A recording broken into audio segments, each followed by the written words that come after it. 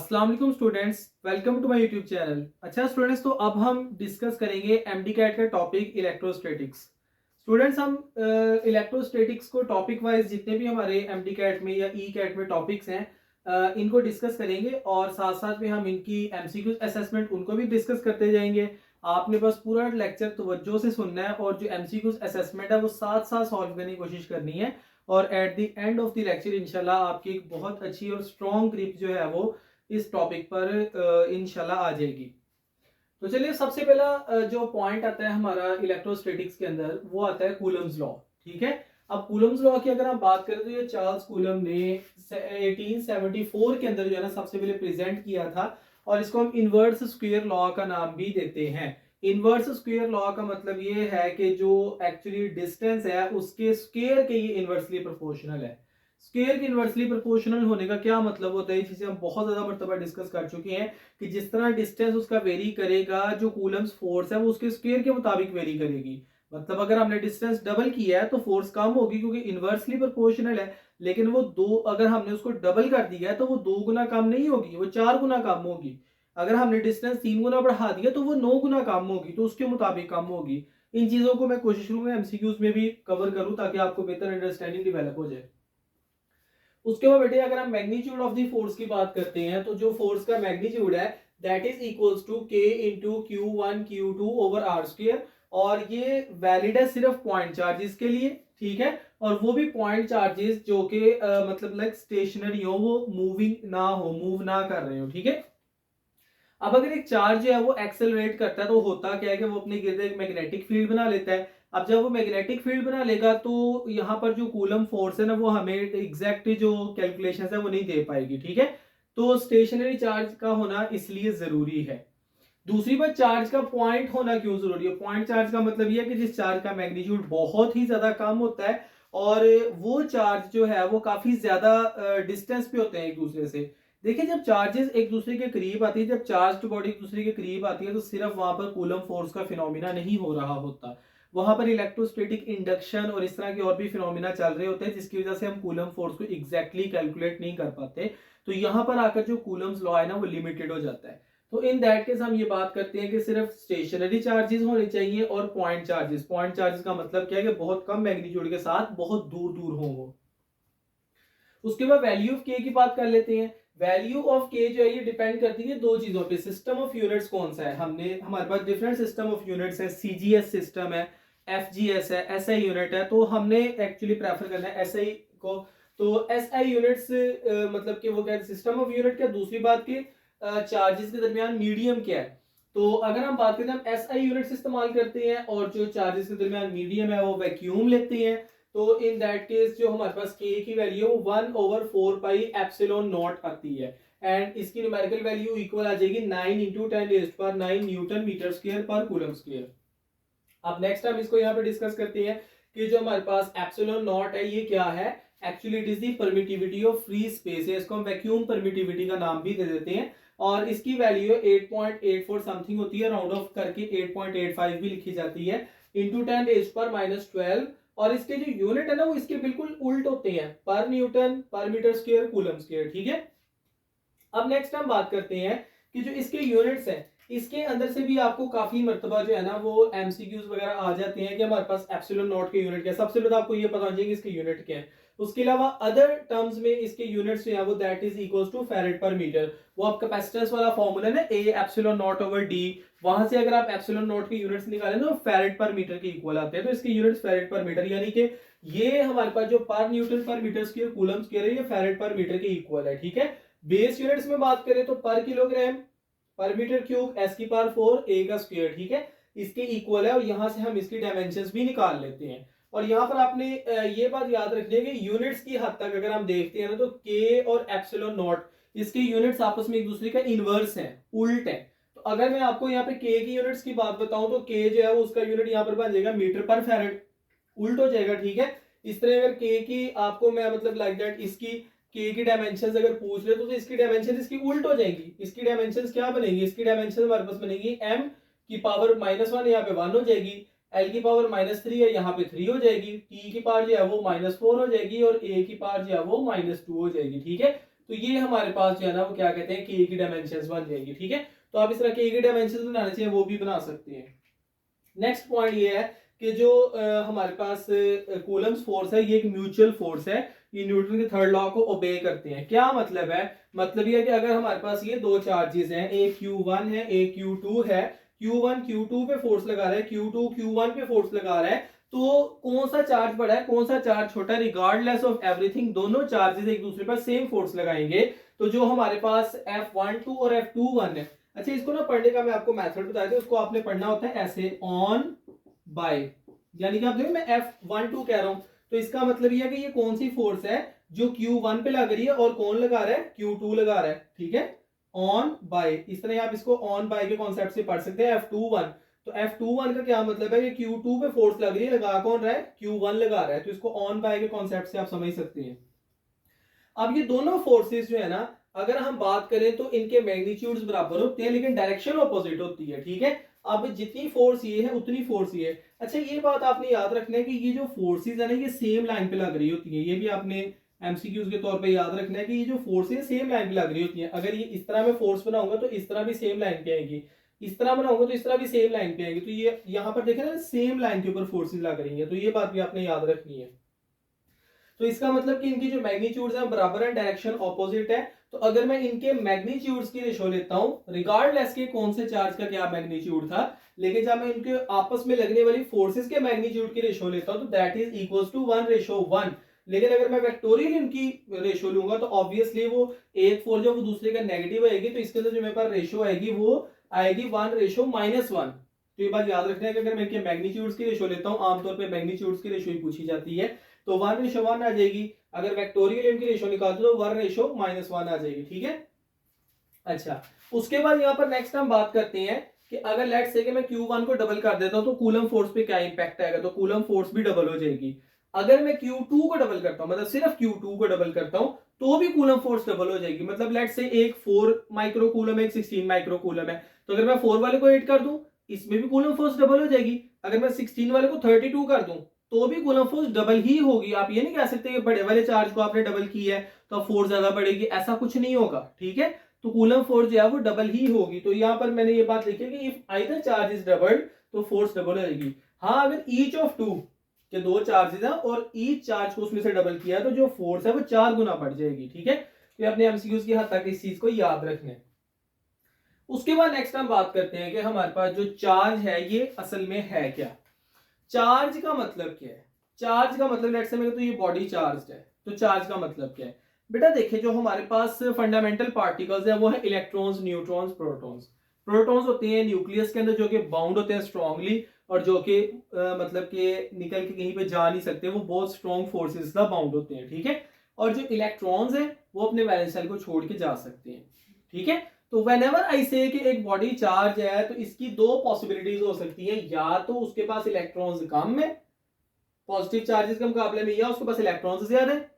अगर तो उसके पास इलेक्ट्रॉन्स कम है तो उस पर आएगा पॉजिटिव चार्ज। ठीक है, और अगर उसके पास इलेक्ट्रॉन्स कम है तो उसके ऊपर आएगा नेगेटिव चार्ज। ठीक है, तो इसका मतलब ये है कि कोई भी हमारे पास बॉडी है उसके ऊपर जो भी चार्ज होगा वो इस एलिमेंट्री चार्ज का मतलब जो सबसे यूनिट एक सबसे कम चार्ज है उसका मल्टीपल होगा। तो ये चार्ज जो है ना ये क्वांटाइज्ड क्वांटिटी है। क्वांटाइज का मतलब है फिक्स्ड है। मतलब ना मैं आपकी इसकी एग्जांपल जरा समझाता हूं। बेटा देखिए फर्ज करें मेरे पास एक बॉक्स है और उस बॉक्स के अंदर जो है ना वो 5 ग्राम की बॉल्स हैं। ठीक है, बॉक्स के मैस को निकाल के अगर मैं बॉल्स का मैस मेजर करता हूं तो उसमें कितनी भी बॉल्स क्यों ना हो, ठीक है, उनका जितना भी मैस आएगा वो 5 का मल्टीपल आएगा। या तो 25 ग्राम आएगा, 30 ग्राम आएगा, 35 ग्राम आएगा। ठीक है, अगर मैं बॉल्स ऐड करूंगा तो भी 5 का मल्टीपल ही रहेगा उनका मैस। ठीक है, और अगर मैं बॉल्स को क्या कहते हैं कि कम करूंगा तो भी 5 का मल्टीपल ही रहेगा, क्योंकि हर बॉल का 5 ग्राम मैस है। ठीक है, इससे ही अगर एक इलेक्ट्रॉन आ रहा है तो इतना चार्ज आ रहा है, अगर एक इलेक्ट्रॉन जा रहा है तो इतना चार्ज कम हो रहा है। ठीक है, तो इसका मतलब ये है कि जो चार्ज है वो इसका मल्टीपल ही रहेगा। तो किसी भी बॉडी पर अगर हमने चार्ज मेजर करना है तो चार्ज मेजर करने का सिंपली फॉर्मूला आता है Q is equal to NE, where E जो है वो चार्ज ऑन वन इलेक्ट्रॉन और n का मतलब है नंबर ऑफ इलेक्ट्रॉन्स, ठीक है। वेयर n जो है हमारे पास हो सकता है +-1 +-2 +-3 एंड सो ऑन, ठीक है। तो ये हमेशा क्वांटाइज्ड रहेगा, यानी कि इसका मल्टीपल रहेगा किसी भी बॉडी पर जो चार्ज होता है। ओके, उसके बाद नेक्स्ट हम बात करते हैं कि किसी भी बॉडी पर चार्ज आता है कैसे। इस प्रोसेस को हम कहते हैं इलेक्ट्रिफिकेशन, ठीक है, कि कोई भी न्यूट्रल बॉडी उसको चार्ज कैसे कर सकते हैं हम। सबसे इसका जो एक मेथड है वो ये है कि हम रबिंग कर सकते हैं दो बॉडीज को। जब हम रब करते हैं, फ्रिक्शन पैदा करते हैं, तो उस फ्रिक्शन के नतीजे में एक बॉडी इलेक्ट्रॉन लूज करती है, दूसरी बॉडी इलेक्ट्रॉन गेन कर लेती है। अब यहाँ पर होता क्या है कि एक बॉडी जो है उसने गेन कर ली, दूसरे ने लूज कर ली। जैसे कि एग्जांपल के तौर पर अगर फर को मैं प्लास्टिक के साथ रब करता हूं तो फर पे पॉजिटिव चार्ज आएगा, प्लास्टिक पे नेगेटिव, ठीक है। तो इन दैट केस इस तरह हम बॉडीज को चार्ज कर सकते हैं। लेकिन ये वाला मेथड सिर्फ तब वैलिड है जब बॉडीज दोनों इंसुलेटर होंगी। जो हमारे पास मेटल्स होते हैं ना, उस केस में ये वाला जो मेथड है ना वो नहीं रहता, ठीक है। अब मेटल्स के लिए हम कौन कौन सा मेथड यूज कर सकते हैं, कंडक्शन का या इंडक्शन का। तो ये डिफरेंट मेथड है इलेक्ट्रिफिकेशन के। कंडक्शन में क्या होता है, अब लेट से एक बॉडी है, इसके ऊपर नेगेटिव चार्ज है और ये दोनों कंडक्टर है, इसको मैं अगर टच करूंगा तो इसके पास इलेक्ट्रॉन ज्यादा है, तो ये अपने इलेक्ट्रॉन इसको, क्योंकि कंडक्टर इलेक्ट्रॉन्स के फ्लो को अलाउ करता है, ठीक है। तो इसके बाद जो इलेक्ट्रॉन्स है वो इधर से फ्लो करके इधर आ जाएंगे। ओके हो गया। अगर इसके पास पॉजिटिव चार्ज है, पॉजिटिव चार्ज का मतलब है इसके पास इलेक्ट्रॉन्स कम है, जब मैं टच करूंगा तो इसमें से इलेक्ट्रॉन निकल के इसमें आ जाएंगे, ठीक है। तो एक्चुअली हम किसी भी न्यूट्रल बॉडी को चार्ज कर सकते हैं बाय सिंपली फिजिकल कांटेक्ट, ठीक है, कंडक्टर्स के केस में। हाँ, इलेक्ट्रोस्टैटिक इंडक्शन ये एक अलग से फिनोमेना है जिससे हम किसी भी बॉडी को चार्ज कर सकते हैं। अब यहाँ पर लेट्स से कि मेरे पास ये एक न्यूट्रल बॉडी है, ठीक है, और अगर ये न्यूट्रल बॉडी है तो यहाँ पर हम एक क्या कहते हैं चार्ज्ड बॉडी लेकर आऊंगा, let's say negatively charge body, तो वो इसके इलेक्ट्रॉन्स को रिपेल करेगी। और जब वो इसके इलेक्ट्रॉन्स को रिपेल करेगी तो यहाँ पर क्या कहते हैं कि नेगेटिव चार्जेस अक्यूमुलेट हो जाएंगे और यहाँ पर पॉजिटिव चार्जेस अक्यूमुलेट हो जाएंगे। तो इस तरह करके इसके ऊपर चार्जेस डेवलप हो जाएंगे, ठीक है। अब अगर यहाँ पर मैं क्या करता हूँ कि मैं यहाँ पर इसको कोई वायर से प्रोवाइड करके अर्थ कर देता हूँ, तो होगा क्या कि इलेक्ट्रॉन्स जो है वो इसमें से जाना शुरू हो जाएंगे और इलेक्ट्रॉन्स जब ये लूज करेगा तो पीछे से इसके ऊपर नेट पॉजिटिव चार्ज आ जाएगा, ठीक है। अब चार्ज के बारे में आपने ये बात याद रखनी है कि जो चार्ज है वो किसी भी बॉडी में फ्रीली वो यूनिफॉर्मली स्प्रेड हो जाता है, ठीक है। अगर जब हम इस बॉडी को रिमूव करेंगे तो यूनिफॉर्मली स्प्रेड हो जाएगा। एक तो बात अपने चार्ज के बारे में ये याद रखनी है और दूसरी बात ये याद रखनी है कि वो यूनिफॉर्मली स्प्रेड होगा इसकी सरफेस पे, ठीक है। अब चूंकि उसने इलेक्ट्रॉन्स लूज किए थे तो इसके ऊपर चार्ज है वो यूनिफॉर्मली स्प्रेड हो गया। तो दो एमसीक्यूज मैं आपको बता रहा हूँ। एक एमसीक्यूज ये बता रहा हूँ कि जो चार्ज है वो यूनिफॉर्मली स्प्रेड हो जाता है, ठीक है। जो चार्ज डेंसिटी होती है वो through out the surface same होती है। अब चार्ज डेंसिटी क्या होती है आगे जाके डिस्कस करते हैं। और दूसरी बात ये है कि वो सरफेस के ऊपर आता है चार्ज। चार्ज कभी भी किसी बॉडी के दरमियान में जाके अकोमोडेट नहीं होता। ओके, उसके बाद नेक्स्ट हम बात करते हैं Coulomb's law in a material media, ठीक है, कि किसी भी मटेरियल मीडियम में हम जब मतलब कि किसी भी मटेरियल को लाके चार्जेस के दरमियान में रखते हैं तो कूलम फोर्स पे क्या असर पड़ता है, ठीक है। तो सबसे पहले हम बात करते हैं कि जो कूलम फोर्स है वो वैक्यूम में मैक्सिमम होती है। इसका मतलब कोई भी मटेरियल लाके रखेंगे तो उससे कूलम फोर्स कम ही होगी।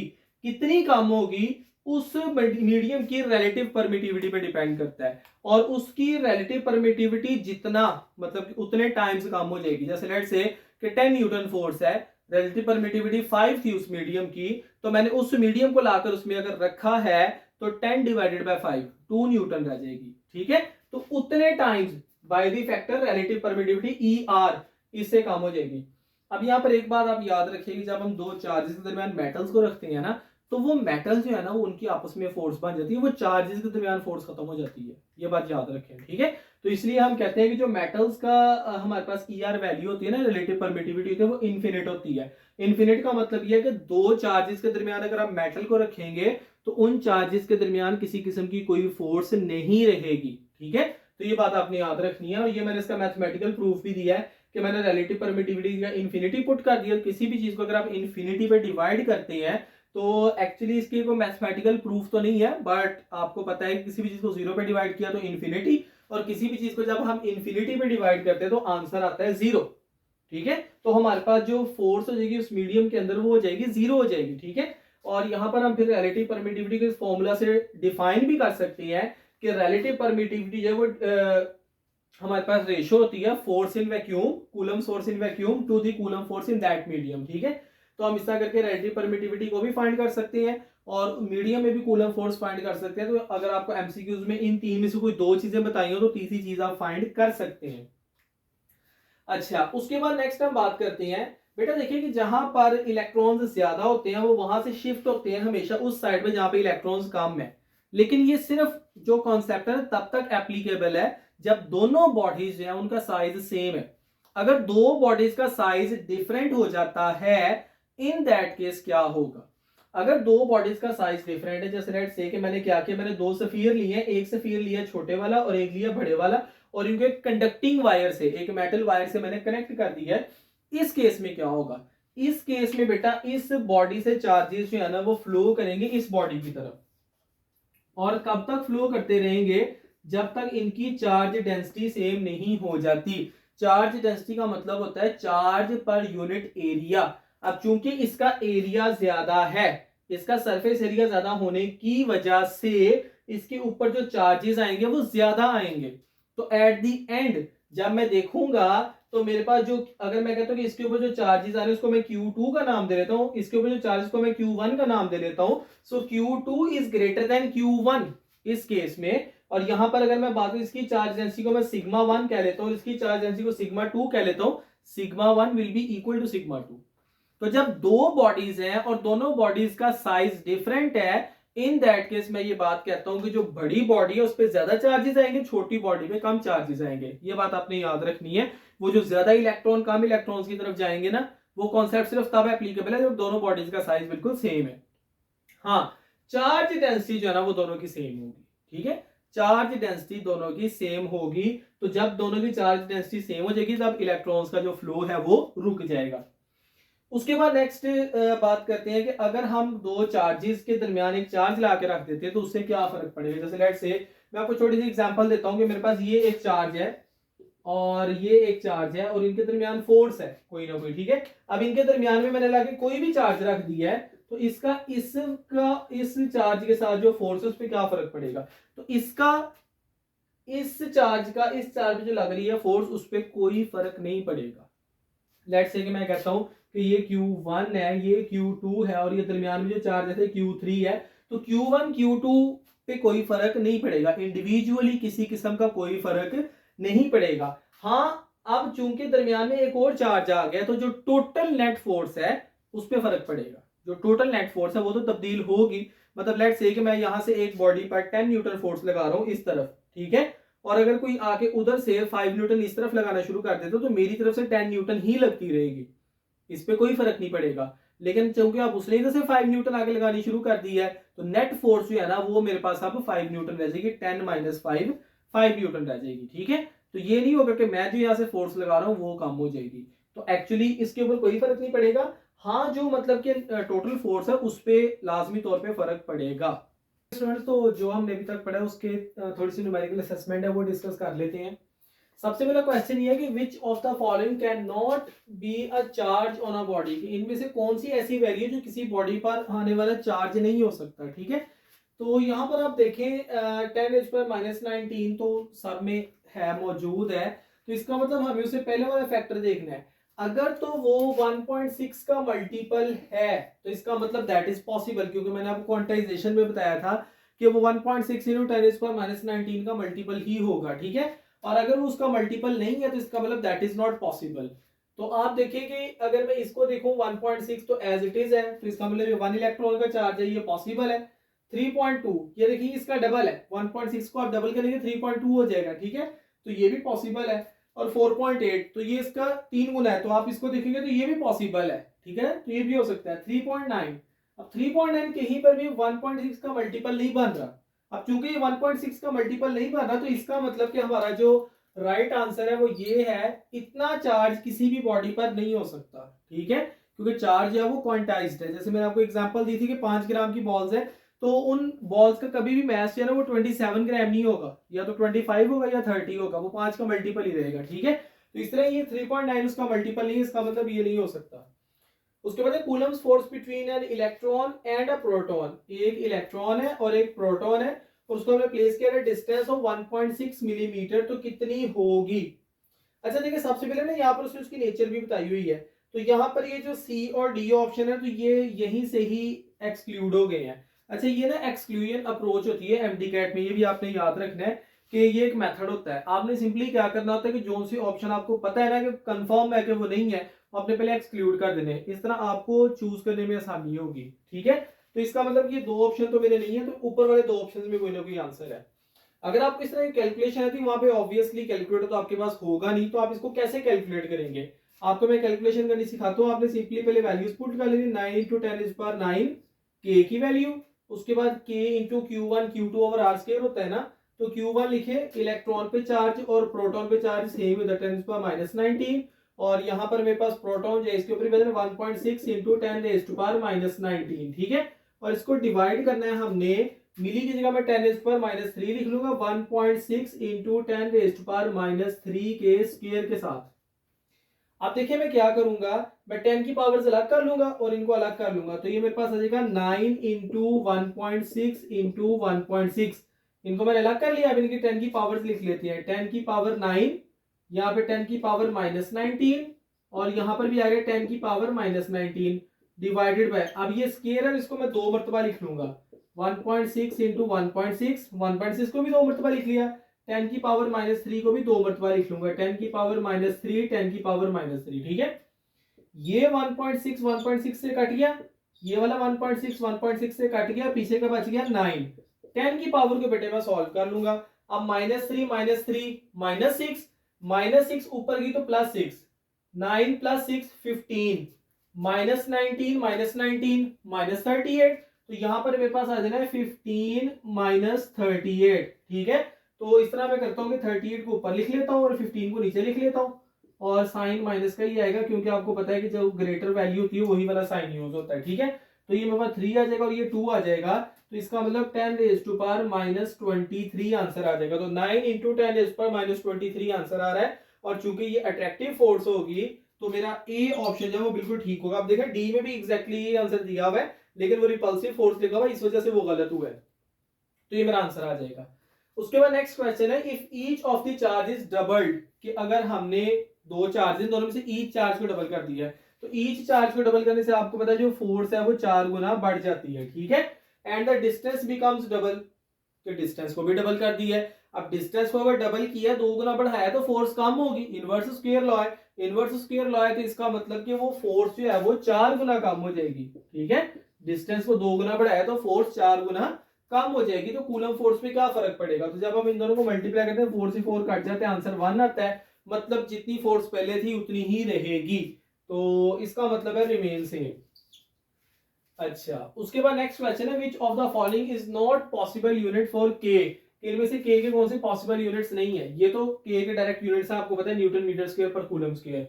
उसके अलावा मैंने आपको बताया था कि जो एप्सिलॉन नॉट है ना, यानी कि वैक्यूम परमिटिविटी है, उसके यूनिट को अगर हम रिवर्स कर लेते हैं, उनका इनवर्स ले लेते हैं, ठीक है, तो वो मेरे पास के यूनिट्स बन जाएंगे। तो वहां पर मैंने आपको उसका यूनिट बताया फैरेड पर मीटर, तो मीटर पर फैरेड ये भी के का पॉसिबल यूनिट है।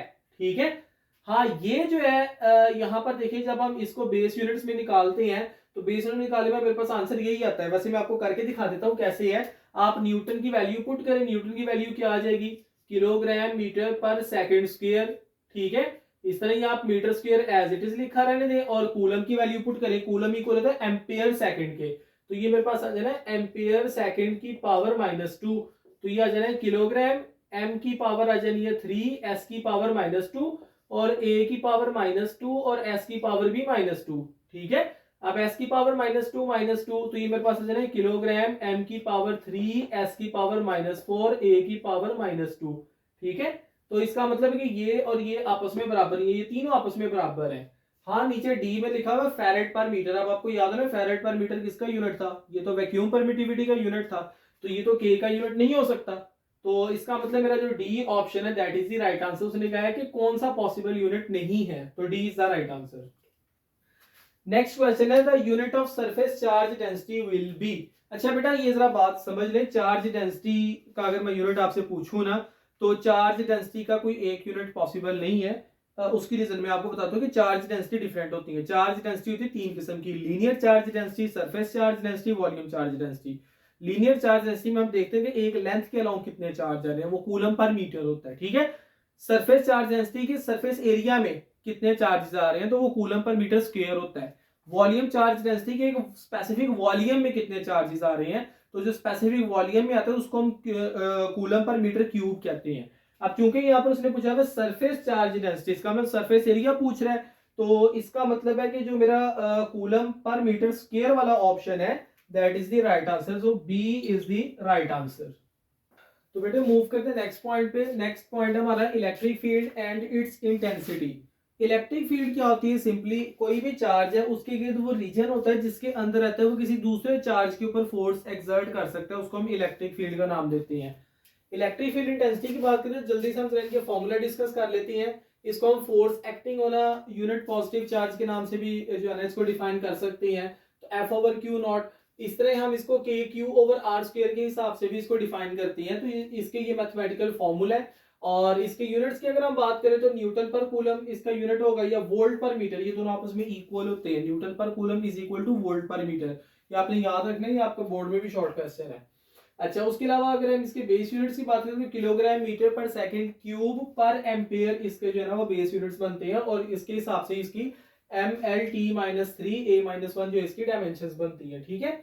अच्छा, उसके अलावा यहाँ पर नेक्स्ट आप ये बात समझ लें कि जो हमारे पास इलेक्ट्रिक फील्ड इंटेंसिटी होती है ना, ये सिर्फ और सिर्फ जो है हमारे पास सोर्स चार्ज पे डिपेंड करती है। अब सोर्स चार्ज का मतलब क्या होता है बेटा, देखिए लेट से ये मेरे पास सोर्स चार्ज है, तो ये टेस्ट चार्ज होगा जो इसकी वेसिनिटी में आया, तो जिसको हम डिस्कस कर रहे होते हैं कि वो उसकी वेसिनिटी में है, जिसकी वेसिनिटी में उसको सोर्स चार्ज कहते हैं, और जो आया होता है उसको टेस्ट चार्ज कहते हैं। ठीक है।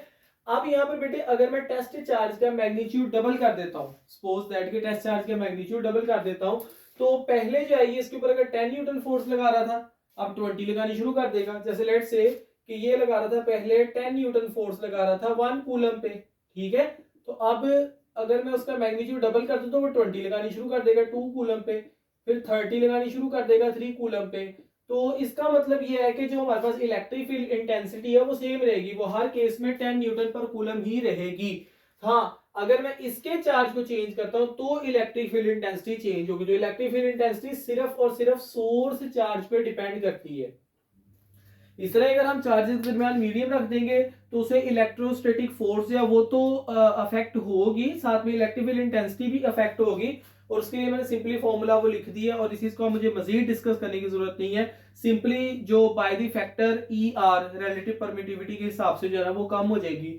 यानी कि अगेन वही वाली एग्जांपल है कि अगर रिलेटिव परमिटिविटी उसकी 10 है तो इलेक्ट्रिक फील्ड इंटेंसिटी 10 गुना कम हो जाएगी। अच्छा, उसके बाद नेक्स्ट हम बात करते हैं, हमारे पास आती है इलेक्ट्रिक फील्ड लाइंस। अब इलेक्ट्रिक फील्ड लाइंस जो है ना ये विजुअल रिप्रेजेंटेशन है किसी भी इलेक्ट्रिक फील्ड की। अब इलेक्ट्रिक फील्ड को हम कैसे रिप्रेजेंट करते हैं ये मैं आपको बता दूं। अगर आइसोलेटेड चार्जेस हैं तो नेगेटिव के लिए रेडियली इनवर्ड और पॉजिटिव के लिए रेडियली आउटवर्ड। ठीक है। इस तरह अगर दो लाइक चार्जेस हैं तो उसमें हमने लाइन ऐसे बनानी होती है कि वो एक दूसरे को रिपेल करती हुई शो करें। ठीक है। जैसे ये देखें, यहाँ पर रिपेल कर रही है, यहाँ पर भी रिपेल कर रही है। इस चीज का ध्यान रखना है कि नेगेटिव में उनकी डायरेक्शन अंदर की तरफ होनी चाहिए, पॉजिटिव में बाहर की तरफ होनी चाहिए। ठीक है। अनलाइक चार्जेस के अंदर अगर मैं बात करता हूं तो अनलाइक चार्जेस में पॉजिटिव से निकल के नेगेटिव की तरफ जा रही होती है। ठीक है। अब यहां पर एक दो बातें और डिस्कस कर लेते हैं, और वो बात यह है कि अगर हम स्पेसिंग की बात करते हैं तो स्पेसिंग लाइंस में जितनी कम होगी इसका मतलब वहां पर इलेक्ट्रिक फील्ड स्ट्रेंथ उतनी ज्यादा है।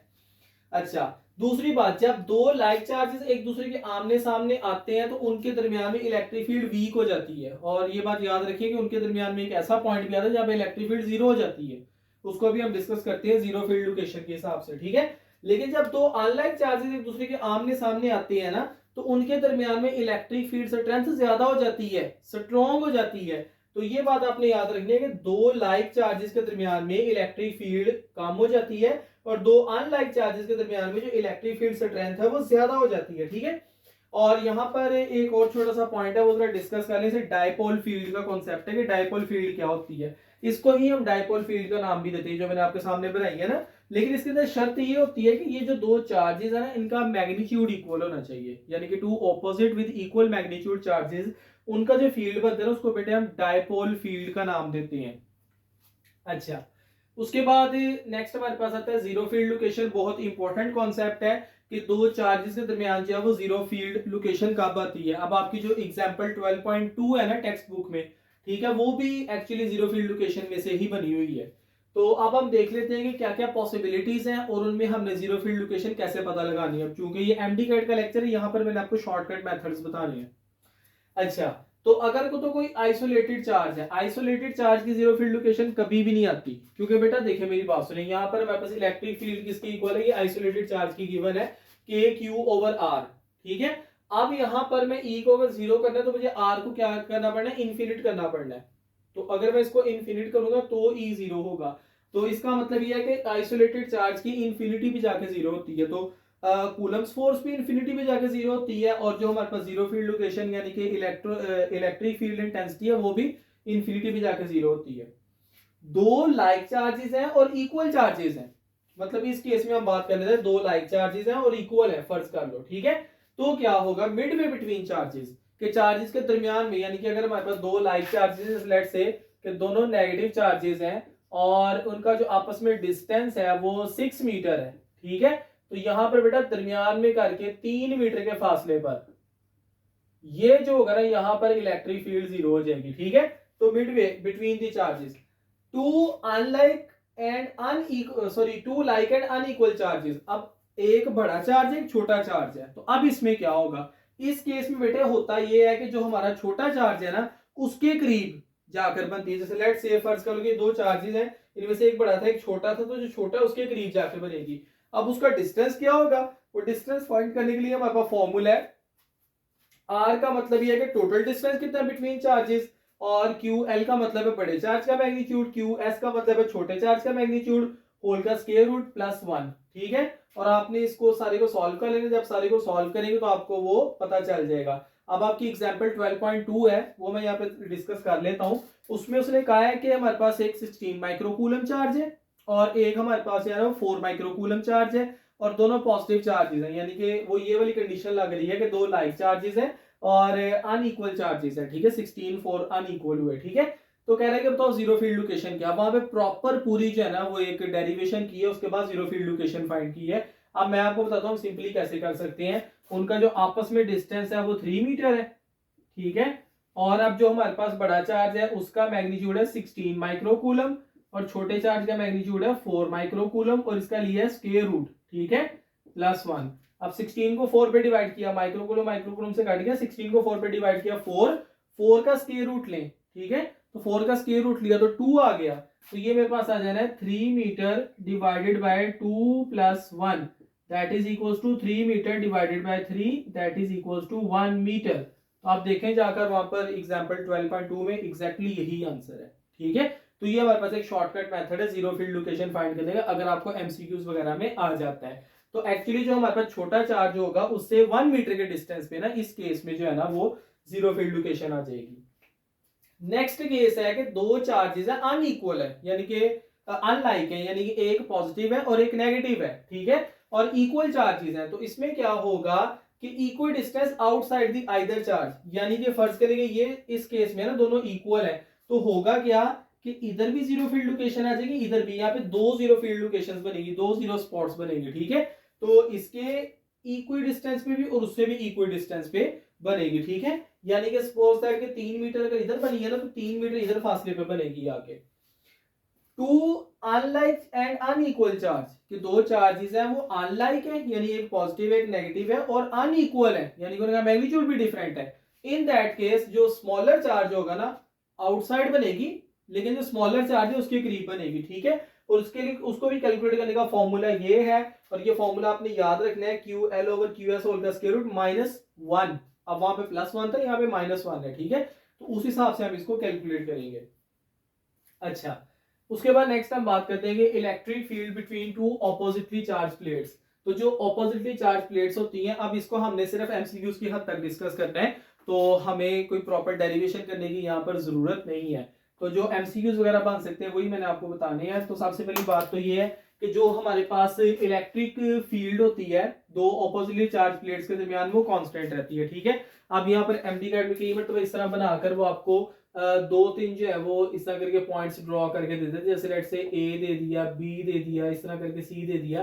तो वो आपसे पूछती है कि बताओ कि इनमें से स्ट्रॉन्गर इलेक्ट्रिक फील्ड किधर है। आप उसमें से एक ऑप्शन होता है कि तीनों में जो इलेक्ट्रिक फील्ड है वो बराबर है, तो ये वाला ऑप्शन ठीक होता है, क्योंकि इनके दरमियान में जो इलेक्ट्रिक फील्ड रहता है वो कांस्टेंट रहता है। इलेक्ट्रिक फील्ड लाइंस पॉजिटिव से नेगेटिव की तरफ होती है और इलेक्ट्रिक फील्ड का फॉर्मूला होता है charge density divided by epsilon not. इस तरह अगर मैं इनफिनिट शीट ऑफ चार्जेस की बात करूं तो यहाँ पर जो इलेक्ट्रिक फील्ड है इसको कैलकुलेट करने का हमारे पास फॉर्मूला होता है charge density divided by 2 epsilon not. और अगर इन दोनों के इलेक्ट्रिक फील्ड को मैं कंपेयर करूं, चार्ज डेंसिटीज अगर दोनों की सेम है, इनफिनिट शीट ऑफ चार्जेस और 2 ऑपोजिटली चार्ज प्लेट्स, तो इनके जो ऑपोजिटली चार्ज प्लेट्स है ना, इसका जो इलेक्ट्रिक फील्ड है वो इनफिनिट शीट ऑफ चार्जेस के मुकाबले में डबल होगा। यानी कि पैरेलल प्लेट्स के इलेक्ट्रिक फील्ड को अगर मैं 2 पे डिवाइड करूंगा तो इस तरह बनेगा। यानी कि अगर मैं कहूं दोनों की चार्ज डेंसिटी सेम है, तो अगर इसका इलेक्ट्रिक फील्ड 10 न्यूटन पर कूलम है ना, तो इसका इलेक्ट्रिक फील्ड 20 न्यूटन पर कूलम बनेगा। आप देखें ना कि ये charge density over epsilon not है, यहाँ पे charge density divide by 2 epsilon not है। या इसको मैं ऐसे करके भी लिख सकता हूं कि 1/2 into charge density divided by epsilon not. तो ये देखें कि उसके मुकाबले में हाफ बन रही है, ठीक है। तो उसके बाद बेटे नेक्स्ट हम बात करते हैं कि electric field as a potential gradient. हम पोटेंशियल ग्रेडियंट यानी कि पोटेंशियल डिफरेंस का इलेक्ट्रिक फील्ड के साथ यहाँ पे रिलेशन बयान कर सकते हैं। तो इलेक्ट्रिक जो पोटेंशियल डिफरेंस है उसका इलेक्ट्रिक फील्ड से यहाँ पे क्या रिलेशन है, इसको हम कैसे डिस्कस करते हैं। हम जब किसी भी अलोंग अ ग्रेडियंट मूव करते हैं तो वहां पर जो इलेक्ट्रिक फील्ड है और पोटेंशियल डिफरेंस है वो कैसे आपस में इनका रिलेशन बनता है, कैसे वेरी करते हैं, उस चीज को हम डिस्कस करते हैं। तो ये डायरेक्ट मैं फॉर्मूला पे आ रहा हूं कि जो हमारे पास इलेक्ट्रिक फील्ड है ये इक्वल होती है delta we over delta R, ठीक है, सिंपल। अब इसके मुताबिक अगर किसी पॉइंट पर जो हमारे पास पोटेंशियल डिफरेंस है वो कांस्टेंट हो जाता है, वी कांस्टेंट हो जाता है, ठीक है, तो इसका मतलब कि वहां पर इलेक्ट्रिक फील्ड जीरो हो जाएगी। मतलब एक पॉइंट से दूसरे पॉइंट पे अगर हमारे पास इलेक्ट्रोस्टैटिक पोटेंशियल डिफरेंस जीरो है, ठीक है, तो वहां पर इलेक्ट्रिक फील्ड हो जाती है कांस्टेंट। हाँ, अब ये जो फॉर्मूला है ना इसमें थोड़ी सी लिमिटेशंस है। अब इसमें क्या लिमिटेशंस हैं, इसमें लिमिटेशंस ये है कि जो हमारे पास इक्वी पोटेंशियल सर्फेसेस होती हैं, अब पहले ये समझ लीजिए इक्वी पोटेंशियल सर्फेसेस क्या होती हैं। बेटा हम किसी भी चार्ज के गिर्द एक यूनिफॉर्म सर्कल बनाए ना, तो यूनिफॉर्म सर्कल में अब आपको पता है कि अगर मैं इस सर्कल से देखूं तो डिस्टेंस सेम है, इस सर्कल से देखूं डिस्टेंस सेम है, इस सर्कल से देखूं तो डिस्टेंस सेम है। तो इसका मतलब है कि इन सब पॉइंट्स पर जो हमारे पास इलेक्ट्रोस्टैटिक पोटेंशियल है वो सेम होगा। अब चूंकि इलेक्ट्रोस्टैटिक पोटेंशियल सेम होगा तो पोटेंशियल डिफरेंस जो है बेटे वो यहां पर हो जाएगा जीरो। मतलब इस पॉइंट से पॉइंट ए से पॉइंट बी तक जो पोटेंशियल डिफरेंस है वो जीरो हो जाएगा। अब चूंकि पॉइंट ए से पॉइंट बी तक पोटेंशियल डिफरेंस जीरो है, तो क्या मैं यहाँ पर ये कह दूं कि इलेक्ट्रिक फील्ड इंटेंसिटी जो है वो जीरो हो जाएगी? ऐसा नहीं है, ठीक है। तो एक्चुअली ये वाला फॉर्मूला लिमिटेड है इस कॉन्सेप्ट पे आके। और यहाँ पर हम एक और बात भी कह सकते हैं कि यहाँ पर जो हमारे पास जो पाथ फॉलोअर है वो एक सर्कुलर पाथ फॉलोअर है, तो इस वजह से जो है ना ये चीज यहाँ पे एप्लीकेबल नहीं है, क्योंकि जब भी हम ग्रेडियंट की बात करें तो ग्रेडियंट हम most of the time in straight line की बात कर रहे होते हैं, ठीक है। तो हम बहुत सी यहाँ पर वजूहात वगैरह बयान कर सकते हैं, बट ये वाला जो कॉन्सेप्ट है पोटेंशियल ग्रेडियंट वाला वो इसके ऊपर एप्लीकेबल नहीं है। और यहाँ पर एक और बात मैं आपको बता देता हूँ कि जो पोटेंशियल डिफरेंस होता है ये इलेक्ट्रिक फील्ड पे डिपेंड कर रहा होता है, इलेक्ट्रोस्टैटिक पोटेंशियल डिपेंड नहीं कर रहा होता। एक जगह पर ग्रेटर इलेक्ट्रोस्टैटिक पोटेंशियल है डजंट मीन कि वहां पे इलेक्ट्रिक फील्ड भी ग्रेटर होगी। हाँ, अगर दो पॉइंट्स के दरमियान पोटेंशियल डिफरेंस ग्रेटर है तो उन पॉइंट्स के दरमियान जो इलेक्ट्रिक फील्ड होगी वो उसकी इंटेंसिटी ज्यादा होगी, वो भी स्ट्रॉन्ग होगी। और यहाँ पर इक्वी पोटेंशियल सर्फेसेस की बात हुई है तो यहाँ पर एक और एमसीक्यूज आप डिस्कस कर लेते हैं। फर्ज करो मेरे पास ये पॉइंट ए है, ये पॉइंट बी है, तो पॉइंट ए से पॉइंट बी तक आने में अगर मैं आपसे पूछता हूँ कि वर्क डन कितना होगा, तो अब आपको पता है कि जो वर्क डन होता है ना ये हमारे पास इक्वल होता है Q इंटू डेल्टा वी। अब चूंकि हमारे पास डेल्टा वी ए से बी तक जो है वो जीरो है, तो वर्क डन भी क्या होगा, जीरो होगा। तो इक्वी पोटेंशियल सरफेस पे अगर कोई भी चार्ज मूव कर रहा है तो इसका जो उसके ऊपर किया गया वर्क डन होता है वो जीरो होता है, ठीक है। So work done on equi potential surfaces या W on moving on equi potential surfaces is zero, ठीक है। नेक्स्ट टॉपिक में मूव करते हैं। टॉपिक है इलेक्ट्रिक पोटेंशियल या पोटेंशियल डिफरेंस। अब इलेक्ट्रिक पोटेंशियल या पोटेंशियल डिफरेंस क्या होता है? इलेक्ट्रिक पोटेंशियल हम मेजर करते हैं किसी एक पॉइंट पे, और पोटेंशियल डिफरेंस को हम मेजर करते हैं दो पॉइंट्स को आपस में, मतलब कि ना उनका जो डिफरेंस है वो मेजर करते हैं, ठीक है। इलेक्ट्रिक पोटेंशियल को अगर हमने डिफाइन करें तो किसी भी पॉइंट पर हमने अगर डिफाइन करना है तो उस पॉइंट पर कोई भी यूनिट पॉजिटिव चार्ज उसको इन्फिनिटी से उस पॉइंट पे लाने में जो वर्क डन होगा उसको हम सिंपली इलेक्ट्रिक पोटेंशियल का नाम दे देंगे for a unit positive charge. लेकिन अगर वही वर्क डन हमने कैलकुलेट करना है एक पॉइंट से दूसरे पॉइंट के दरमियान में, मतलब कितना वर्क डन हुआ, जैसे लेट्स से कि एक पॉइंट था वहां पर जो इलेक्ट्रोस्टैटिक पोटेंशियल था उससे लेकर हम दूसरे तक लेके गए हैं, तो उनका जो उस दौरान जो वर्क डन किया है हमने उसको हम इलेक्ट्रोस्टैटिक पोटेंशियल डिफरेंस का नाम दे देते हैं। ठीक है, तो एक्चुअली दोनों डिफरेंट टर्म्स हैं। अब नेक्स्ट बात करते हैं कि ये एक स्केलर क्वांटिटी है और जितने भी इसके मैथमेटिकल फॉर्मूला बन सकते थे पॉसिबल वो मैंने यहाँ पे लिख दिए, जैसे work done on unit positive charge, ये इलेक्ट्रोस्टैटिक पोटेंशियल एनर्जी के टर्म्स में भी हम इसको डिफाइन कर सकते हैं कि Q ओवर R या E इंटू डेल्टा, ये हम पहले भी फॉर्मूला डिस्कस कर चुके हैं। अब यहाँ पर जब हम ये वाले फॉर्मूला की बात करते हैं ना, तो यहाँ पर आपने देखा हमने नेगेटिव का साइन यूज करते हैं। वो नेगेटिव का साइन सिंपली हम क्यों यूज करते हैं, क्योंकि यहाँ पर जो हमारे पास E है वो टुवर्ड्स नेगेटिव पोटेंशियल जा रही होती है, जो इलेक्ट्रिक फील्ड की डायरेक्शन है ना वो पॉजिटिव टू नेगेटिव होती है। ठीक है, तो जो टुवर्ड्स नेगेटिव पोटेंशियल जा रही है इस वजह से, क्योंकि वो हाई टू लो जा रही है, इस वजह से जो हमारे पास ग्रेडियंट के अलॉन्ग जब हम बात करते हैं तो नेगेटिव का साइन यहाँ पे यूज होता है। ठीक है, अब यहाँ पर नेक्स्ट हम बात कर लेते हैं कि potential at a point due two point charge. तो पॉइंट चार्ज की अगर हम बात करते हैं तो उसमें आपने ये दो बातें जो है ना वो याद रखनी है कि कोई भी हमारे पास चार्ज है, जैसे लेट्स से कि ये मेरे पास एक चार्ज है और ये पॉइंट चार्ज है। ठीक है, अब बेटे जो हमारे पास चार्ज है वो जितना ज्यादा होगा इलेक्ट्रोस्टैटिक पोटेंशियल भी उतना ज्यादा होगा।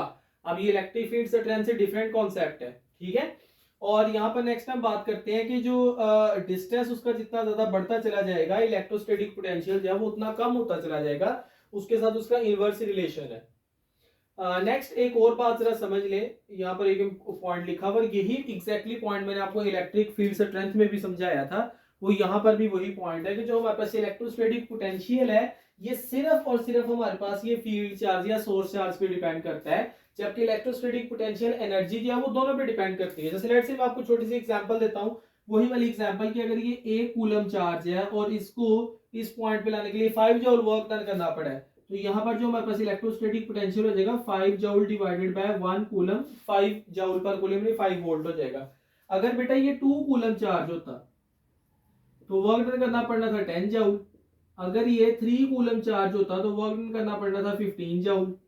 ठीक हो गया, तो हर मतलब कि आप जहां पर भी कैलकुलेट कर लें इस पॉइंट पर जो पोटेंशियल इलेक्ट्रोस्टैटिक पोटेंशियल है वो 5 वोल्ट ही आ रहा है, लेकिन जो इलेक्ट्रोस्टैटिक पोटेंशियल एनर्जी है ना that is equal to the amount of work done.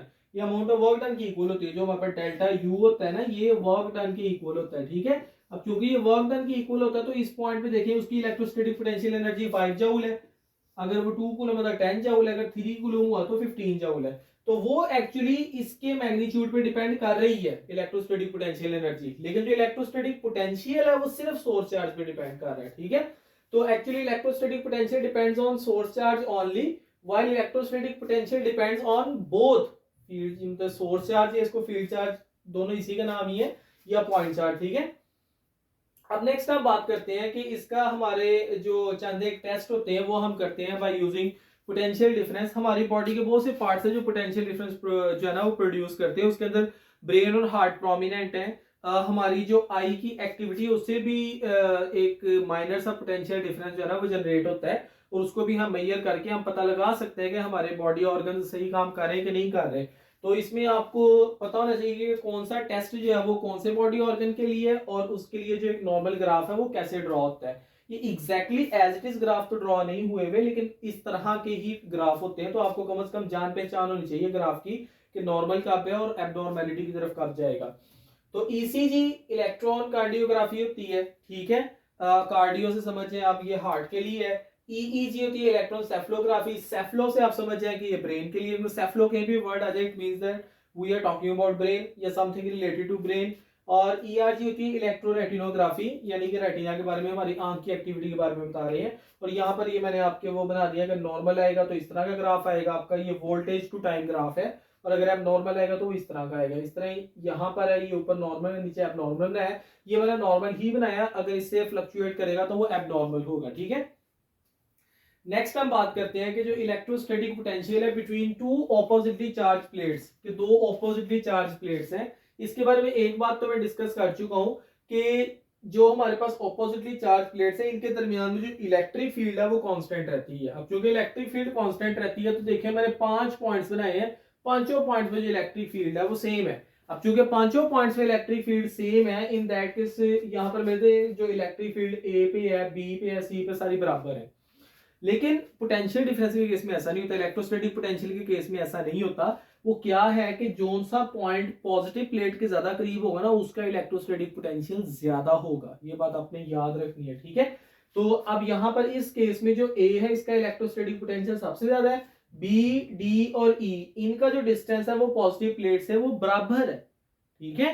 तो इन तीनों को पोटेंशियल बराबर होगा और सी जो है वो सबसे दूर है तो इसका सबसे कम होगा, ठीक है।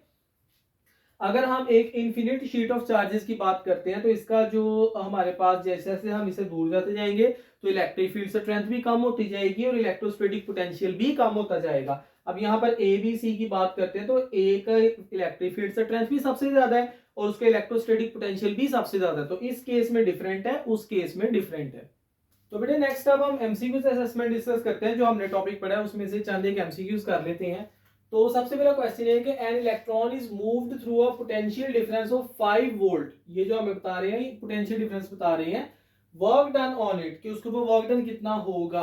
अब आपको पता है कि जो वर्क डन है ये हमारे पास इक्वल होता है Q इंटू डेल्टा वी। अब यहाँ पर जो हमें आंसर है ना वो दोनों में दिया हुआ है, जाउल्स में भी दिया हुआ है, इलेक्ट्रॉन वोल्ट में भी दिया हुआ है, तो हम दोनों से निकाल लेंगे। अब पहले मैं यहाँ पर Q जो है उसको 1 इलेक्ट्रॉन पुट कर देता हूँ, ठीक है, और इसको मल्टीप्लाई कर देता हूँ 5 वोल्ट से। सो इन दैट केस हमारा आंसर आ रहा है 5 इलेक्ट्रॉन वोल्ट। तो अब चूंकि यहाँ पर कोई और option both A and B जैसा ऑप्शन है नहीं तो हमारा एग्जैक्ट आंसर आ गया बी। लेकिन फिर भी मैं इसको कन्वर्ट करके दिखा देता हूँ आपको जाउल के अंदर भी।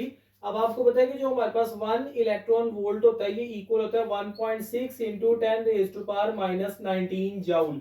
तो ये मेरे पास इक्वल आ जाएगा 5 into 1.6 into 10 raise to power minus 19 joule, और ये मेरे पास इक्वल आ जाना 8.0 into 10 raise to power minus 19 joule.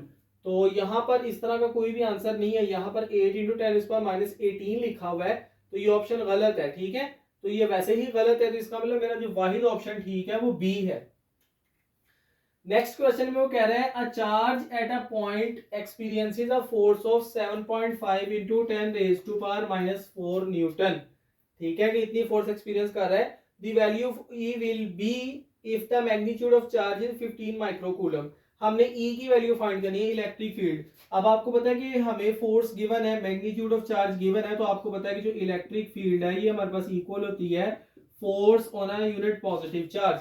तो अब देख लेते हैं जो फोर्स है वो कितनी लग रही है, वो लग रही है 7.5 into 10 raise to power minus 4 newton, और इसको बेटे हम डिवाइड कर देंगे, 15 माइक्रोकूलम है तो 15 into 10 raise to power minus 6 coulomb. अब यहाँ पर देखिए 7.5 15 पे डिवाइड हो रहा है, बेटा ये मैथमेटिक्स का रूल है, याद रख लें, शॉर्टकट मेथड आपको सारे काम आएंगे कि जब कोई भी चीज हम उसके डबल से डिवाइड करते हैं ना हमारे पास आंसर 0.5 आ जाता है, ठीक है। 7.5 का डबल है 15, तो 7.5 को 15 पे डिवाइड करेंगे तो आंसर क्या आ जाएगा हमारे पास 0.5 इंटू 10 रेज टू पावर, ये माइनस 6 ऊपर आगे प्लस 6 हो जाएगी, 6 minus 4 into 10 raise to power 2 newton पर कूलम, या इसको वोल्ट पर मीटर भी कह सकते हैं। यहाँ पे वोल्ट पर मीटर लिखा हुआ है तो परेशान नहीं होना, ये भी न्यूटन पर कूलम के बराबर ही होता है। अब यहाँ पर इसको मैं लिख सकता हूँ 5 into 10 raise to power 1 newton पर कूलम, और 5 इंटू 10 रेज टू पावर 1 को मैं 50 लिख सकता हूँ, न्यूटन पर कूलम को वोल्ट पर मीटर लिख सकता हूँ, ठीक है। तो यहाँ पर मेरे पास ये बी ऑप्शन जो है वो राइट आंसर है, 50 वोल्ट पर मीटर। नेक्स्ट क्वेश्चन है कि टू नेगेटिवली चार्ज या टू नेगेटिव चार्जेस, एक हमारे पास 9 माइक्रोकूलम है और दूसरा चार्ज है 1 माइक्रोकूलम, और इनको हमने रखा है at a distance of 8 metre. Zero field location जो है ना वो हमने फाइंड करनी है। जीरो फील्ड लोकेशन के लिए मैंने आपको चंद एक पॉइंट्स बताए थे, अब ये कौन सा पॉइंट है पहले ये पहचानने। देखिए दोनों चार्जेस नेगेटिव है, अब मतलब कि टू नेगेटिव है, ये 2 मरतबा लिखो गया है, कुछ भी नहीं है, ठीक है। तो अब दोनों चार्जेस जो है वो नेगेटिव है, इसका मतलब लाइक चार्जेस है। अब एक का मैग्नीट्यूड 9 है, एक का 1 है, इसका मतलब अनइक्वल इन मैग्नीट्यूड है। तो उसके लिए हमने ये बात कही थी कि जो स्मॉल चार्ज होगा ना, पहली बात तो इनसाइड होगा वो, ठीक है, दूसरी बात स्मॉल चार्ज के करीब होगा। कितना करीब होगा, इसके लिए फॉर्मूला मैंने आपको बताया था कि R divided by magnitude of larger charge divided by magnitude of smaller charge whole का स्क्वायर रूट प्लस 1। ठीक है। तो डिस्टेंस कितना हमारे पास टोटल 8 मीटर है, तो 8 मीटर इसको हम डिवाइड कर देंगे। लार्जर चार्ज है वो मेरे पास 9 माइक्रोकूलम है और स्मॉलर चार्ज है वो 1 माइक्रोकूलम है। इसका लिया हमने स्क्वायर रूट प्लस 1, 9 ये माइक्रोकूलम माइक्रोकूलम से कट गया, 9 डिवाइड बाय 1 9, स्क्वायर रूट लिया 3, 3 प्लस 1 4, तो 8 मीटर प्लस 4 आ जाना है। ठीक है, that is equals to 2 metre. So 2 metre near smaller charge, क्योंकि स्मॉलर चार्ज के करीब होगा, तो इसके अंदर हमारे पास सी ऑप्शन जो है वो ठीक होगा, 2 metre near small charge. Next question है, a hollow sphere is charged such that its surface has a potential of 10 volt, कि उसकी सरफेस पे जो पोटेंशियल है वो 10 वोल्ट है। तो potential at its surface will be, यहां पर बेटे सेंटर लिखना था, ये गलत हो गया, यहाँ पर एट इट्स सेंटर, ये इस तरह करके मैंने बनाया था, at its centre will be, कि उसके सेंटर पे क्या होगा। अब बेटा देखिए मेरी बात सुनिए, जो होलो स्फीयर है ना, इसके बारे में आपको दोबारा रिपीट कर देता हूँ। ये मेरे पास स्फीयर है, ठीक है, और ये जो स्फीयर है इसके ऊपर हमने यूनिफॉर्मली चार्ज जो है ना वो सेपरेट किया हुआ है। अब यूनिफॉर्मली चार्ज सेपरेट किया हुआ, इसके इनसाइड जो हमारे पास इलेक्ट्रिक फील्ड है वो तो जीरो होगी, लेकिन जो इलेक्ट्रोस्टैटिक पोटेंशियल है वो जीरो नहीं होगा। ठीक है, यहां से लेकर यहां तक इलेक्ट्रोस्टैटिक पोटेंशियल सेम रहेगा, यानी कि पोटेंशियल डिफरेंस जीरो होगा, इलेक्ट्रोस्टैटिक पोटेंशियल सेम रहेगा। ठीक है, अब यहां से आगे डिक्रीज होना शुरू हो जाएगा, कम होना शुरू हो जाएगा। तो इसका मतलब अगर उसकी सरफेस पे 10 वोल्ट है तो सेंटर पे भी 10 वोल्ट ही होगा। इसके साथ रेलेवेंट एक और एमसीक्यूज आपको आता होता है कि उसका ग्राफ बनाने को, तो वो ये बात कहते हैं कि सपोज दैट कि वो पॉइंट ओ से लेकर ए तक सरफेस है और ए से लेकर आ गया बी तक। ठीक है, तो पॉइंट ओ से ए तक जो है ना वो कांस्टेंट रहता है, और फिर उसके बाद जो है ना वो ए से बी पर आके वो डिक्रीज होना शुरू हो जाता है। तो ये इस तरह करके ग्राफ बनता है हमारा। ठीक है, कि सेंटर से लेकर सरफेस तक जो हमारे पास इलेक्ट्रोस्टैटिक पोटेंशियल है वो कांस्टेंट रहता है, फिर आगे जाहिर बात है चूंकि वो चार से दूर जाना शुरू हो गया तो वो डिक्रीज होना शुरू हो जाएगा। तो यहाँ पर अगर वो क्या कहते हैं कि 10 वोल्ट था सरफेस पे, तो सेंटर पे भी क्या होगा, 10 वोल्ट होगा। ठीक है, नेक्स्ट क्वेश्चन है, electrostatic potential at 1.6 centimetre from alpha particle will be. हाँ, इलेक्ट्रोस्टैटिक पोटेंशियल पूछा गया है और यहाँ पर चार्ज का मैग्नीट्यूड नहीं बताया गया, लेकिन थोड़ी सी कॉमन सेंस वाली बात है, हमें अल्फा पार्टिकल पे पता है +2e का चार्ज होता है। तो हम यहाँ पर सिंपली पहले फॉर्मूला लिखते हैं। फॉर्मूला हमारे पास क्या है इलेक्ट्रोस्टैटिक पोटेंशियल का, KQ/R। ये वो वाले पॉइंट्स है वो जो मैंने आपको लिखवाया था ना कि electrostatic potential due to a point charge, तो ये उसी कॉन्सेप्ट में से जो है ना वो बनाया वो क्वेश्चन। तो k की वैल्यू आ जाए 9 × 10⁹, मैं अभी यहाँ पे यूनिट्स नहीं लिख रहा। ठीक है, जो q है हमारे पास वो आ जाना 2 × 1.6 × 10⁻⁻19। 2e है ना, तो 2 मैंने लिख दिया और साथ में e की वैल्यू लिख दी। ठीक है, उसके बाद बेटा नीचे मेरे पास आ जाना है 1.6 सेंटीमीटर, तो 1.6 × 10⁻²⁻2 मीटर। 1.6 से कट गया, 9 को 2 पे मल्टीप्लाई किया तो ये मेरे पास आ गया 18 × 10⁻, ये 9 है, ये -19 है। ठीक है, 9 में से -19 गया -10 हो गए, -10 नीचे -2 है, -2 ऊपर गया तो ये +2 हो गया। ठीक है, -10 + 2 -8, तो ये आ जाए × 10⁻⁻8। ठीक है, और यहाँ पर नेक्स्ट हम बात करते हैं, चूंकि इलेक्ट्रोस्टैटिक पोटेंशियल है और यहाँ पर भी एक राइटिंग मिस्टेक आ रही है, इसका जो यूनिट आना था वो वोल्ट आना था। ठीक है, ओके, तो अब यहाँ पर देखें मेरी बात सुनिए, आप न्यूमेरिकल पे जरा तवज्जो करें। तो यहाँ पर मेरे पास जो है ना 18 को मैं 1.8 लिख सकता हूँ, क्योंकि यहाँ पे 18 में तो कोई आंसर है नहीं, 1.8 में है, तो इसको अगर मैं 1.8 लिखूंगा 10 की पावर 1 आ जाएगा साइंटिफिक नोटेशन के मुताबिक, साथ में 10 की पावर -8 है, 1 -8 -7 है, तो 1.8 × 10 की पावर -7, ये मेरा जो है ना राइट आंसर बन रहा है यहाँ पर, और ए ऑप्शन जो है वो यहाँ पे बिल्कुल ठीक होगा। तो बेटा बढ़ते हैं अपने नेक्स्ट टॉपिक की तरफ, और नेक्स्ट टॉपिक है कैपेसिटर।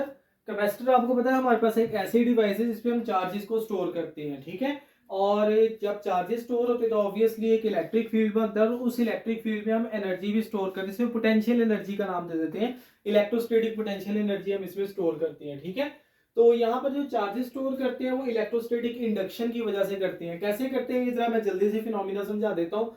अब यहाँ से जो चार्जेस हैं उसकी वजह से यहाँ पर पॉजिटिव चार्जेस एक्यूमुलेट हो जाते हैं, कन्वेंशनली मैं बात कर रहा हूँ। ठीक है, और चूंकि यहाँ पे पॉजिटिव चार्जेस आ जाते हैं तो वो यहाँ पर नेगेटिव चार्जेस को इंड्यूस कर देते हैं। अब कैपेसिटर के दरमियान में या तो हमारे पास एयर होती है सिंपली, या फिर हमारे पास वो क्या कहते हैं कोई ना कोई डाइलेक्ट्रिक मीडियम होता है, यानी कि इंसुलेटर होता है। तो चूंकि अब चार्जेस यहाँ पे मूव नहीं कर सकते, अब जब चार्जेस मूव नहीं कर सकते तो यहाँ पे आके एक्यूमुलेट होना शुरू हो जाते हैं, तो हम कहते हैं कि चार्जेस स्टोर हो रहे हैं, and that phenomena occurs due to electrostatic induction. उसके बाद नेक्स्ट हम बात करते हैं कि जो हमारे पास एनर्जी स्टोर होती है वो उसके दरमियान जो इलेक्ट्रिक फील्ड है उसके अंदर एनर्जी स्टोर होती है। हम बात करते हैं कि यहाँ पर जितना वोल्टेज हम प्रोवाइड करेंगे उतने ज्यादा चार्जेस स्टोर होंगे। तो जो वोल्टेज और चार्जेस का आपस में रिलेशन है वो डायरेक्ट रिलेशन है, लेकिन वोल्टेज बढ़ाने से कैपेसिटेंस में कोई फर्क नहीं पड़ता, ये बात आप याद रखें, ठीक है। तो वोल्टेज जितना मर्जी बढ़ा ले कैपेसिटेंस कांस्टेंट रहती है। तो ये चंद एक ग्राफ है, आपसे एमसीक्यूज वगैरह में पूछे जा सकते हैं। अच्छा, उसके बाद नेक्स्ट हम बात करते हैं जो कैपेसिटर है ये डीसी को ब्लॉक करता है और एसी को अलाउ करता है, यानी कि कैपेसिटर जो है वो एज ए इंसुलेटर काम करता है डीसी के लिए, क्योंकि वो चार्ज करंट को पास नहीं होने देता, जबकि एसी के लिए जो है ना मतलब कि इसमें चार्जेस जो है ना वो फ्लो करते हैं। वो कैसे होता है? अब डीसी के अंदर जो फ्रीक्वेंसी है वो जीरो है, फ्रीक्वेंसी जीरो होने का मतलब है टाइम पीरियड उसका इन्फिनिट होगा। अब टाइम पीरियड इन्फिनिट है तो इसकी जो रिएक्टेंस है, रिएक्टेंस मतलब रेजिस्टेंस ऑफ ए कैपेसिटर जो है वो इन्फिनिट हो जाती है, ठीक है। लेकिन एसी में ऐसा नहीं होता, एसी में जो हमारी फ्रीक्वेंसी है वो कुछ ना कुछ होती है। अब यहाँ पर मैं आपको समझाने की कोशिश करता हूँ। बेटा ये देखें, यहां से जब चार्जेस जा रहे थे इधर आके एक्यूमुलेट हो रहे थे, उसी दौरान ही क्या होगा कि वो उसकी डायरेक्शन चेंज हो जाएगी। जब डायरेक्शन चेंज हो जाएगी तो चार्जेस वापस इधर आ जाएंगे, ठीक है। तो लाइक दैट इस तरह करके चार्जेस एक्यूमुलेट हुए जाके, अब दोबारा चार्जेस वापस आ गए, अब दोबारा डायरेक्शन दोबारा जाके एक्यूमुलेट होंगे, एग्जैक्टली इस तरह करके ये मूव करेंगे। तो ये चार्जेस जो है वो कंटिन्यूस मोशन में रहेंगे। अब जब चार्जेस कंटिन्यूस मोशन में रहेंगे तो एसी के केस में जो हमारे पास चार्जेस हैं वो कंटिन्यूस फ्लो में रहते हैं, तो करंट जो है वो अल्टरनेटिव करंट जो है वो कैपेसिटर से पास हो सकता है। अच्छा, उसके बाद नेक्स्ट हम बात करते हैं कैपेसिटेंस। कैपेसिटेंस का मतलब है एबिलिटी टू स्टोर चार्जेस, कि एक चार्ज जो हमारे पास कैपेसिटर है वो कितने चार्जेस को स्टोर कर सकता है। अब कैपेसिटेंस की जो डिपेंडेंस है यहाँ पर चार चीजों पे लिखी हुई है। सबसे पहले area of the plates, area of the plate जितना ज्यादा होगा कैपेसिटेंस उतनी ज्यादा होगी, ठीक है। इस distance between the plates, distance between the plates जो है वो जितना ज्यादा होगा कैपेसिटेंस उतनी कम होगी, ठीक है। और तीसरा मतलब मीडियम बिटवीन दी प्लेट्स। अच्छा, यहाँ पर एक बात जरा समझ लें, जब मैंने आपको कहा था कि दो चार्जेस के दरमियान हम मीडियम ला के रखते हैं तो हमारे पास कूलम फोर्स कम हो गई थी by the factor E R, relative permittivity, ठीक है। लेकिन यहाँ पर उल्ट होता है, यहाँ पर उसकी कैपेसिटेंस इंक्रीज हो जाती है। कितनी इंक्रीज होती है? By the factor E R. तो यहाँ पर देखिए कि जो हमारे पास एप्सिलॉन आर है ना, इसके साथ मल्टीप्लाई हो जाता है, ठीक है। मतलब लेट्स से मैं आपको एक एग्जांपल देके यहाँ पे भी समझा देता हूँ कि मेरे पास एक कैपेसिटर है, उसकी जो कैपेसिटेंस है वो 10 माइक्रोफैरेड है, ठीक है। तो उसके अंदर मैंने एक 3 रिलेटिव परमिटिविटी वाला जो है ना वो मीडियम ला के रख दिया, प्लेस की है। तो अब उसकी कैपेसिटेंस 10 से 30 हो जाएगी, ठीक है, क्योंकि 3 रिलेटिव परमिटिविटी तो उसकी 3 टाइम्स इंक्रीज हो जाएगी, ठीक है, 30 हो जाएगी। तो यहाँ पे कैपेसिटेंस जो है वो इंक्रीज हो जाती है। अब कैपेसिटेंस इंक्रीज क्यों होती है? इसके बिहाइंड जो मेन रीजन है that is electric polarisation. Electric polarisation हो जाती है। अब इलेक्ट्रिक पोलराइजेशन से होता क्या है बेटा, देखें जो हम मीडियम रखते हैं वो तो एक्चुअली है इंसुलेटर। अगर तो ये कंडक्टर होता तो इसने चार्जेस को कंडक्ट करवाना शुरू कर देना था, तो यहाँ पे चार्जेस रुकने नहीं थे। अब चूंकि ये इंसुलेटर है तो यहाँ पर क्या होगा कि सिंपली चार्जेस जो है ना वो डिस्प्लेस हो सकते हैं, इसके पास फ्री इलेक्ट्रॉन्स नहीं है, चार्जेस फ्लो नहीं कर सकते, ठीक है। तो यहाँ पर होता ही है कि पॉजिटिव और नेगेटिव एंड्स बन जाते हैं। जब पॉजिटिव नेगेटिव एंड्स बनते हैं तो उससे क्या होता है कि इसकी जो कैपेसिटेंस है वो इंक्रीज कर जाती है।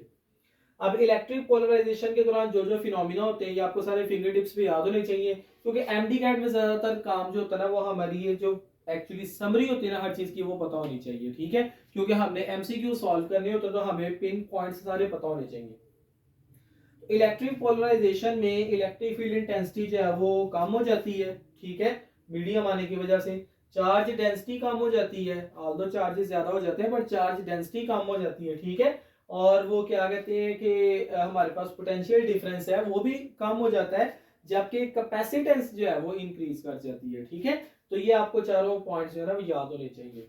उसके बाद नेक्स्ट हम बात करते हैं energy stored in a capacitor, और इसके अंदर जो है वो बस ये बात मैं आपको बता चुका हूँ, पोटेंशियल एनर्जी की फॉर्म में एनर्जी स्टोर होती है। यहाँ पर जितने भी फॉर्मूला आपकी बुक में लिखे हुए ना वो सारे जो है ना मैंने यहाँ पे लिख दिए हैं कि एनर्जी स्टोर्ड इन कैपेसिटर को हम कैसे कैसे कर सकते हैं। इनके प्रॉपर डेरिवेशन है, बट जाहिर बात है कि एमडी कैट की हद तक आपको डेरिवेशन करने की जरूरत नहीं होती। कर लेनी चाहिए, उसमें इंटरमीडिएट स्टेप्स समझ आ जाते हैं, बट आपको फाइनल फॉर्मूला जो है ना सारे याद होने चाहिए। तो यहाँ पर देखें डिपेंडिंग अपॉन कि आपको डाटा क्या क्या दिया हुआ है, जैसे लेट से आपको चार्जेस और पोटेंशियल डिफरेंस दिया गया है तो आप इस फॉर्मूला से निकाल सकते हैं। आपको कैपेसिटेंस और पोटेंशियल डिफरेंस दिया गया आप इससे निकाल सकते हैं। आपको चार्जेस या कैपेसिटेंस दिया गया आप इससे निकाल सकते हैं। और इस केस में बेटा ये वाला जो फॉर्मूला है ना, ये ई आर तब आएगा जब चार्जेस की प्लेट्स के दरमियान में मीडियम होगा। अगर नहीं होगा, यहाँ पर ई आर के बगैर सारा फॉर्मूला लिख लेंगे तो वो एज इट इज या सारा फॉर्मूला आ जाएगा। अच्छा, उसके बाद नेक्स्ट हम बात करते हैं कि कैपेसिटर की चार्जिंग और डिस्चार्जिंग। अब देखिए मेरी बात सुनिए, जब हमने बैटरी के साथ कनेक्ट किया तो बैटरी कनेक्ट किया तो बैटरी जो है वो चार्जेस को जाके एकोमुलेट करवा रही है उसकी प्लेट के ऊपर, जब वो कैपेसिटर जो है वो चार्ज हो रहा है। ठीक है, अब जब हमने बैटरी को उतार लिया तो वो चार्जेस जो है वो रिमूव होना शुरू हो गए, डिस्चार्ज होना शुरू हो गया। ठीक है, तो यहाँ पर अब हम नेक्स्ट बात करते हैं कि एक हमारे पास है चार्ज्ड कैपेसिटर। चार्ज कैपेसिटर का मतलब ये है कि इसकी मैंने बैटरी जो है वो रिमूव कर दी है। ठीक है, और यहाँ पर है चार्जिंग कैपेसिटर, यानी कि इसके साथ भी बैटरी अटैच है। अब इन दोनों में क्या फर्क है? ठीक है, अब यहाँ पर मैंने देखना है कि मतलब कि चार्जिंग कैपेसिटर और चार्ज कैपेसिटर में अगर मैं सेपरेशन को इंक्रीज करता हूँ, उनके दरमियान में डिस्टेंस को बढ़ाता हूँ, तो क्या क्या फर्क पड़ता है। सबसे पहले हम डिस्कस करते हैं कि कैपेसिटेंस तो डिक्रीज होगी और चार्जिंग कैपेसिटर, अच्छा ये जो मैंने जितना भी पीछे आपको पढ़ाया ना सारा चार्जिंग कैपेसिटर के लिए पढ़ाया। ठीक है, तो वैसे भी अगर आपसे कोई एमसीक्यूज आता है ना और उसमें आपको कोई एमसीक्यू जिस तरह वो बताता नहीं है कि ये कैपेसिटर के साथ बैटरी अटैच है या नहीं है, तो आपने इस चीज को एज्यूम कर लेना कि बैटरी अटैच है। ठीक है, क्योंकि हम जो जितने भी टॉपिक पढ़ते हैं ना सब में हम यही चीजें पढ़ते हैं कि बैटरी उसके साथ अटैच थी, तो आपने बस एज्यूम कर लेना कि बैटरी साथ में अटैच है, यानी कि आपने ये वाली चीजों को फोकस करना है। ठीक है, अगर बेटे वो आपको पहले बता दें कि बैटरी रिमूव कर ली गई है या बैटरी अटैच है, तो फिर आप ये पूरे टेबल को अच्छी तरह देख लें। ठीक है, तो कैपेसिटेंस जो है वो इस केस में भी डिक्रीज होगी और उस केस में भी डिक्रीज होगी। हाँ, चार्जेस जो है वो चार्ज कैपेसिटर के जब हम उसको सेपरेशन को बढ़ाएंगे तो चार्जेस जो है वो सेम रहेंगे। चार्जेस जो है वो सेपरेशन के इंक्रीज करने की वजह से कम नहीं होंगे, जबकि यहाँ पे चार्जेस कम हो जाएंगे क्योंकि आपको तो सेपरेशन बढ़ाई, सेपरेशन बढ़ाने से कैपेसिटेंस कम हो गया। अब कैपेसिटेंस जो है वो एक्चुअली बैटरी कनेक्टेड है साथ में, तो वो बैटरी कनेक्टेड, बैटरी से चार्जेस आ रहे हैं, वो एक्चुअली कैपेसिटेंस डिसाइड कर रही है कि कितने चार्जेस आके स्टोर होंगे। तो यहाँ पर जब बैटरी कनेक्टेड है तो चार्जेस जो है वो डिक्रीज होना शुरू हो जाएंगे। ठीक है, अगर हम सेपरेशन को बढ़ाना शुरू करेंगे, पोटेंशियल डिफरेंस जो है वो इंक्रीज होगा। अब यहाँ पर देखिए पोटेंशियल डिफरेंस क्यों इंक्रीज हो रहा है, क्योंकि कैपेसिटेंस जो है वो डिक्रीज हो रही है, तो कैपेसिटेंस का पोटेंशियल डिफरेंस इनवर्स रिलेशन है क्योंकि चार्जेस कांस्टेंट है। ठीक है, ये वाला फॉर्मूला मैं यहाँ पे अप्लाई नहीं कर सकता। ठीक है, क्योंकि यहाँ पर जो मेरे पास चार्जेस है ना वो कांस्टेंट नहीं है, कम हो रहे हैं। ठीक है, तो आप ये बात याद रखें कि जब भी हमने दो चीजों का आपस में रिलेशन डिस्कस करना है उसमें तीसरी चीज का कांस्टेंट या जो जितनी भी टर्म्स हैं सबका कांस्टेंट होना जरूरी है। सो इन दैट केस यहाँ पर अगर मैं बात करता हूं तो मेरे पास से V जो है that is inversely proportional to C, तो पोटेंशियल डिफरेंस ज्यादा हो जाएगा। इलेक्ट्रिक फील्ड कांस्टेंट रहेगी, जबकि एनर्जी जो है ठीक है वो इंक्रीज हो जाएगी। एनर्जी कैसे इंक्रीज होगी, चार्जेस सेम है, कैपेसिटेंस जो है वो कम हो रही है तो एनर्जी ज्यादा हो जाएगी। ठीक है, सो इस के मुताबिक जो एनर्जी है इसका कैपेसिटेंस के साथ इनवर्स रिलेशन होगा। अब यहाँ पर बात कर लेते हैं पोटेंशियल डिफरेंस सेम रहेगा। अब चूंकि पोटेंशियल डिफरेंस सेम रहेगा तो हम पोटेंशियल डिफरेंस के हवाले से जहां पर अगर कांस्टेंट करना हो करके हम उसे डिस्कशन कर सकते हैं। इलेक्ट्रिक फील्ड जो है वो डिक्रीज हो जाएगी क्योंकि इलेक्ट्रिक फील्ड का चार्जेस के साथ डायरेक्ट ताल्लुक होता है, तो इलेक्ट्रिक फील्ड जो है वो डिक्रीज हो जाएगी। यहाँ पर देखें ना चार्जेस कांस्टेंट थे तो इलेक्ट्रिक फील्ड भी कांस्टेंट रही है, चार्जेस कम हुए तो इलेक्ट्रिक फील्ड भी कम हो गई है। ठीक है, अब यहाँ पर जो एनर्जी है ठीक है वो डिक्रीज हो जाएगी, ये दूसरा ई है ना इसका मतलब एनर्जी है यहाँ पे, तो जो एनर्जी है वो कम हो जाएगी। एनर्जी कम हो जाएगी, क्यों कम होगी, क्योंकि आप यहाँ पर देखिए जो वोल्टेज है वो तो सेम है, तो यहाँ पर एनर्जी का कैपेसिटेंस का डायरेक्ट ताल्लुक बन रहा है। ठीक है, क्योंकि वोल्टेज कांस्टेंट है, तो अब चूंकि कैपेसिटेंस कम हो रही है तो एनर्जी भी कम हो रही है। ठीक है, अब ये अच्छी तरह ही आपको फिंगर टिप्स पे सारा याद होना चाहिए क्योंकि एमसीक्यूज में इनमें से कोई भी पॉइंट आ सकता है। चार्ज्ड कैपेसिटर यानी कि जब बैटरी रिमूव कर ली गई है उसके लिए भी आ सकता है, और चार्जिंग कैपेसिटर यानी कि अभी बैटरी कनेक्टेड है उससे भी आ सकता है। नेक्स्ट हम बात करते हैं कि पैरेलल और सीरीज कॉम्बिनेशन, और आपको पता है कि ये जो इस तरह करके कनेक्ट होते हैं वायर अलग अलग वायर्स के ऊपर तो उसे हम पैरेलल कहते हैं, सेम वायर पर कनेक्ट कर दें तो सीरीज कहते हैं। ठीक है, अब यहाँ पर हम बात करते हैं कि पैरेलल में वोल्टेज सेम रहेंगे, सीरीज में वोल्टेज डिवाइड हो जाएंगे, ठीक है। उसी तरह हम बात करते हैं कि पैरेलल में चार्जेस डिवाइड हो जाएंगे और सीरीज में चार्जेस जो है वो सेम रहेंगे हर कैपेसिटर पे। यहाँ पर जब हम कैपेसिटर्स को पैरेलल में ऐड करते हैं तो हमारी इक्विवेलेंट कैपेसिटेंस इंक्रीज करती है। क्यों इंक्रीज करती है? क्योंकि वो एक्चुअली प्लस हो रही होती है, ठीक है। तो इक्विवेलेंट कैपेसिटेंस जो है वो सबसे ज्यादा होगी, C1 C2 C3 सबसे ज्यादा होगी, ठीक है। लेकिन यहाँ पर चूंकि रेसिप्रोकल्स ऐड हो रहे हैं सीरीज में, तो जो हमारे पास इक्विवेलेंट कैपेसिटेंस है वो स्मॉल होगी। जैसे लेट्स से कि हम 2 माइक्रोफैरड 3 माइक्रोफैरड और 5 माइक्रोफैरड को सीरीज में अगर लगा देते हैं ना, तो हमारा आंसर 1 पॉइंट समथिंग होगा, यानी कि 2 से भी स्मॉलर होगा। सबसे जो स्मॉलेस्ट कैपेसिटेंस है उससे भी स्मॉल होगा, ठीक है। दो कैपेसिटर की अगर हम कैपेसिटेंस फाइंड करना चाहते हैं, पैरेलल में C1 प्लस C2 आ जाएगी। यहां पर अगर हम सीरीज में फाइंड करना चाहते हैं तो इसके लिए हमारे पास सिंपल मेथड है प्रोडक्ट ओवर सम रूल, ठीक है, कि हमने उनको मल्टीप्लाई करके उनके सम से डिवाइड कर देना है। मतलब फॉर एग्जांपल मैं आपको कहता हूं कि हमारे पास एक कैपेसिटर है वो 3 क्या कहते हैं कि माइक्रोफैरड है, ठीक है, और दूसरा कैपेसिटर जो है वो 6 माइक्रोफैरड है, ठीक है। आपने सिंपली क्या करना है कि 6 को 3 पे मल्टीप्लाई किया, 18 आ गया, 6 में 3 ऐड किए, 9 आ गया, 18 डिवाइड बाय 9, 2 माइक्रोफैरड उनकी जो है इक्विवेलेंट कैपेसिटेंस होगी हमारे पास, ठीक है। तो हम इसको प्रोडक्ट ओवर सम रूल से इसको सॉल्व कर सकते हैं, ये शॉर्टकट मेथड है। अब पैरेलल कॉम्बिनेशन में आप देखेंगे कैपेसिटेंस जितनी ज्यादा होगी चार्ज उतना ज्यादा आके स्टोर होगा। ये पैरेलल के लिए मैं आपको बता रहा हूँ, ठीक है, और पोटेंशियल एनर्जी उतनी ज्यादा होगी। सीरीज में उल्टा है, सीरीज में किसी भी कैपेसिटर की कैपेसिटेंस जितनी ज्यादा होगी ना उस पे चार्जेस उतने कम आके स्टोर होंगे, ठीक है, और जो पोटेंशियल एनर्जी है वो भी उतनी कम होगी जितनी कैपेसिटेंस ज्यादा होगी। आइडेंटिकल कैपेसिटर्स अगर हम सीरीज में कैलकुलेट करना चाहते हैं तो वो C ओवर N आएगा। जैसे लेट्स से कि मतलब कि N का मतलब है नंबर ऑफ कैपेसिटर और C का मतलब है कैपेसिटेंस। जैसे लेट्स से मैं आपको छोटी सी एग्जांपल देता हूं, हमारे पास 25 कैपेसिटर जो है ना 25 कैपेसिटर्स हैं, ठीक है, और एक्चुअली 25 कैपेसिटर्स हैं और उनको हमने लगाना है जी सीरीज के अंदर, ठीक है। अब सीरीज के अंदर अगर हम लगाएंगे तो अब हम देखना चाहते हैं कि इक्विवेलेंट कैपेसिटेंस कितनी है, तो 25 कैपेसिटर्स है और हर कैपेसिटर जो है वो 25 माइक्रोफैरड का है, ठीक है। तो हम सिंपली क्या करेंगे 25 माइक्रोफैरड को 25 माइक्रोफैरड को डिवाइड कर देंगे 25 पे, ठीक है। तो हमारे पास जो इक्विवेलेंट कैपेसिटेंस है वो 1 माइक्रोफैरड आ जाएगी। तो ये हमारे पास इस तरह है। लेकिन अगर हम पैरेलल में फाइंड करना चाहते हैं हमें n से मल्टीप्लाई करना पड़ेगा, ठीक है। तो अगर इन्हीं को हम पैरेलल में लगा देते हैं तो 25 मल्टीप्लाई बाय 25 ये 625 माइक्रोफैरड जो ना हमारी इक्विवेलेंट कैपेसिटेंस बन जाएगी। तो आइडेंटिकल कैपेसिटर्स के लिए हम ये वाला फॉर्मूला जो है ना वो यूज कर सकते हैं। ओके बेटे, तो नेक्स्ट हम एमसीक्यूज असेसमेंट डिस्कस करते हैं चंद एक जो हमने टॉपिक पढ़े उसमें से। तो यहाँ पर इक्विवेलेंट कैपेसिटेंस की बात कर रहे हैं कि कितनी है, ठीक है। अब बेटा देखिए ये दोनों हमारे पास सीरीज में है और ये दोनों सीरीज में है, ठीक है, और ये आपस में पैरेलल में है। तो एक्चुअली अब यहाँ पर देखिए कि एक जो हमारे पास इजी पॉइंट है वो ये है कि ये कैपेसिटर जो है वो आइडेंटिकल है। जब दो कैपेसिटर्स आइडेंटिकल होंगे सीरीज में होंगे तो उसका जो फॉर्मूला होगा वो हमारे पास होगा सी मतलब कि सी ओवर एन, ठीक हो गया। तो अब यहाँ पर 4 डिवाइडेड बाय 2 आ जाएगा क्योंकि दो सीरीज में, तो इनकी मिला के मेरे पास आ जाएगी 2 माइक्रोफैरड, ठीक है, और इनकी मिला के मेरे पास आ जाएगी 2 माइक्रोफैरड। ओके हो गया। तो एक्चुअली ये दोनों सीरीज में थे ना, तो यहाँ पर हमारे पास क्या आ जाएगा, जो इक्विवेलेंट कैपेसिटेंस आ जाएगी वो C ओवर N आ जाएगी। तो ये 2 माइक्रोफैरड हो गया और ये भी 2 माइक्रोफैरड हो गया। अब यहाँ पर नेक्स्ट हम बात करते हैं कि ये 2 माइक्रोफैरड ये दोनों लगे हुए पैरेलल में, और पैरेलल में सिंपली ऐड होते हैं, तो 2 + 2 = 4। सो 4 माइक्रोफैरड जो हमारा सही आंसर है। अच्छा, वैसे आप इन दोनों को प्रोडक्ट ओवर सम रूल से भी कर सकते हैं। 4 × 4 16 हो गया और 4 + 4 8 हो गया, तो भी हमारा आंसर 2 ही आ रहा है।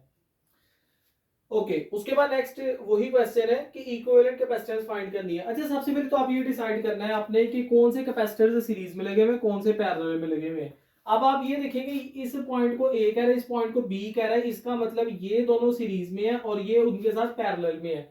अगर मैं इस और इस पॉइंट के दरमियान पूछता तो फिर इन दोनों ने सीरीज में होना, इसने पैरेलल में होना था, ठीक है। तो सबसे पहले तो आपको ये डिसाइड करना आना चाहिए कि सीरीज में कौन से, पैरेलल में कौन से हैं। अब चूंकि ये दोनों सीरीज में है तो हम इन दोनों को जमा कर लेते हैं। अगेन ये आइडेंटिकल कैपेसिटर्स ही हैं, तो आइडेंटिकल कैपेसिटर्स का मतलब ये है कि हम सिंपल C ओवर N से कर सकते हैं। तो इन दोनों की कैपेसिटेंस मिला के हमारे पास हो जाएगी 6 माइक्रोफैरड। अब ये इसके साथ पैरेलल में है, तो पैरेलल में सिंपली हम ऐड कर लेते हैं, तो 12 में 6 ऐड किए तो ये 18 माइक्रोफैरेड हमारे पास आंसर आ जाना है। अच्छा जी, उसके बाद नेक्स्ट क्वेश्चन कर रहा है which of the following will decrease by electrical polarisation. Electrical polarisation यानी कि ये तब की बात बता रहा है जब हमने मीडियम बीच में रखना है प्लेट्स के दरमियान में, ठीक है। तो कौन सी चीज डिक्रीज करेगी? कैपेसिटेंस नहीं, वो तो इंक्रीज करती है मीडियम रखने से, तो ये तो गलत है। वोल्टेज बिल्कुल डिक्रीज करता है। इलेक्ट्रिक फील्ड हाँ बिल्कुल डिक्रीज करती है। चार्ज डेंसिटी ये भी डिक्रीज करती है। तो इसका मतलब हमारा जो ऑप्शन होगा वो 2, 3 एंड 4 वाला ठीक होगा। तो 2, 3 and 4 only, so C option is the right answer. If 100 volt is provided to 1 microfarad capacitor, energy कितनी स्टोर होगी? अब बेटे यहाँ पर नेक्स्ट हम बात करते हैं कि 100 वोल्ट जो है ना वो प्रोवाइड किया गया है हमारे पास। अब पोटेंशियल डिफरेंस है और कैपेसिटेंस है, तो ये वाला फॉर्मूला लगेगा 1/2 CV का स्क्वायर। मैंने आपको एनर्जी स्टोर के डिफरेंट फॉर्मूला बताए थे, उसमें मैंने कहा था कि जो सा डाटा होगा उसके मुताबिक आपने फॉर्मूला लगा देना है। अब यहाँ पर मेरे पास आ जाना है 1/2 कैपेसिटेंस है मेरे पास 10⁻⁻6 फैरेड, और इसको मल्टीप्लाई कर देना है 100 के स्क्वायर के साथ। अब 100 का 10⁻2 हो जाना है, 10⁻2 और 10⁻6 10⁻4, तो ये आ जाना 0.5 इंटू 10⁻4। अब बेटा देखो उसने जो हमें आंसर दिया हुआ है ना वो मिली जाउज में दिया हुआ है, तो हम इसको मिली जाउज में पहले कन्वर्ट करेंगे। तो मैं यहाँ से 10⁻³ अलग कर लूंगा, तो 0.5 इंटू 10⁻1 इंटू 10⁻3, ये आंसर मेरा जाउल में ही है। अब आपको 10⁻1 है, 10⁻1 का मतलब ये होता है कि ये जो हमारे पास डेसिमल पॉइंट है ये इस तरफ शिफ्ट हो जाना है, या आप सिंपली इसको 0.5 को 10 पे डिवाइड कर लें, ठीक है। तो ये मेरे पास आंसर आ जाएगा 0.05 और 10⁻3 की जगह मैं मिली लिख दूंगा जाउल, तो ये 0.05 मिली जाउल मेरा आंसर आ जाएगा। So B option is the right answer. Next question है if the area of the plates is doubled, area double किया तो कैपेसिटेंस भी डबल हो गई। While its separations become halved, separation half की तो भी कैपेसिटेंस डबल हो गई, ठीक है, क्योंकि सेपरेशन के साथ इनवर्स रिलेशन होता है और एरिया के साथ डायरेक्ट रिलेशन होता है। तो दोनों केसेस में ये डबल हुई है, तो उसकी कैपेसिटेंस बतानी है कितनी हुई, तो कैपेसिटेंस 4 गुना बढ़ जाएगी। Quadrupled is the right answer. 1 farad is equal to, अच्छा ये ओहम की टर्म में दिया हुआ है, तो यहां से आपको समझ आना चाहिए कि ये इस फॉर्मूला से जो है ना वो एमसीक्यूज आया है, RC is equal to T। अब बेटे यहाँ पर हमने फैरेड निकाले, कैपेसिटेंस के यूनिट निकाले, तो कैपेसिटेंस किसकी इक्वल आ जानी है T/R, यानी कि सेकंड पर ओहम, ठीक है। तो हमारे पास जो है वो क्या कहते हैं बी ऑप्शन जो है वो ठीक होगा।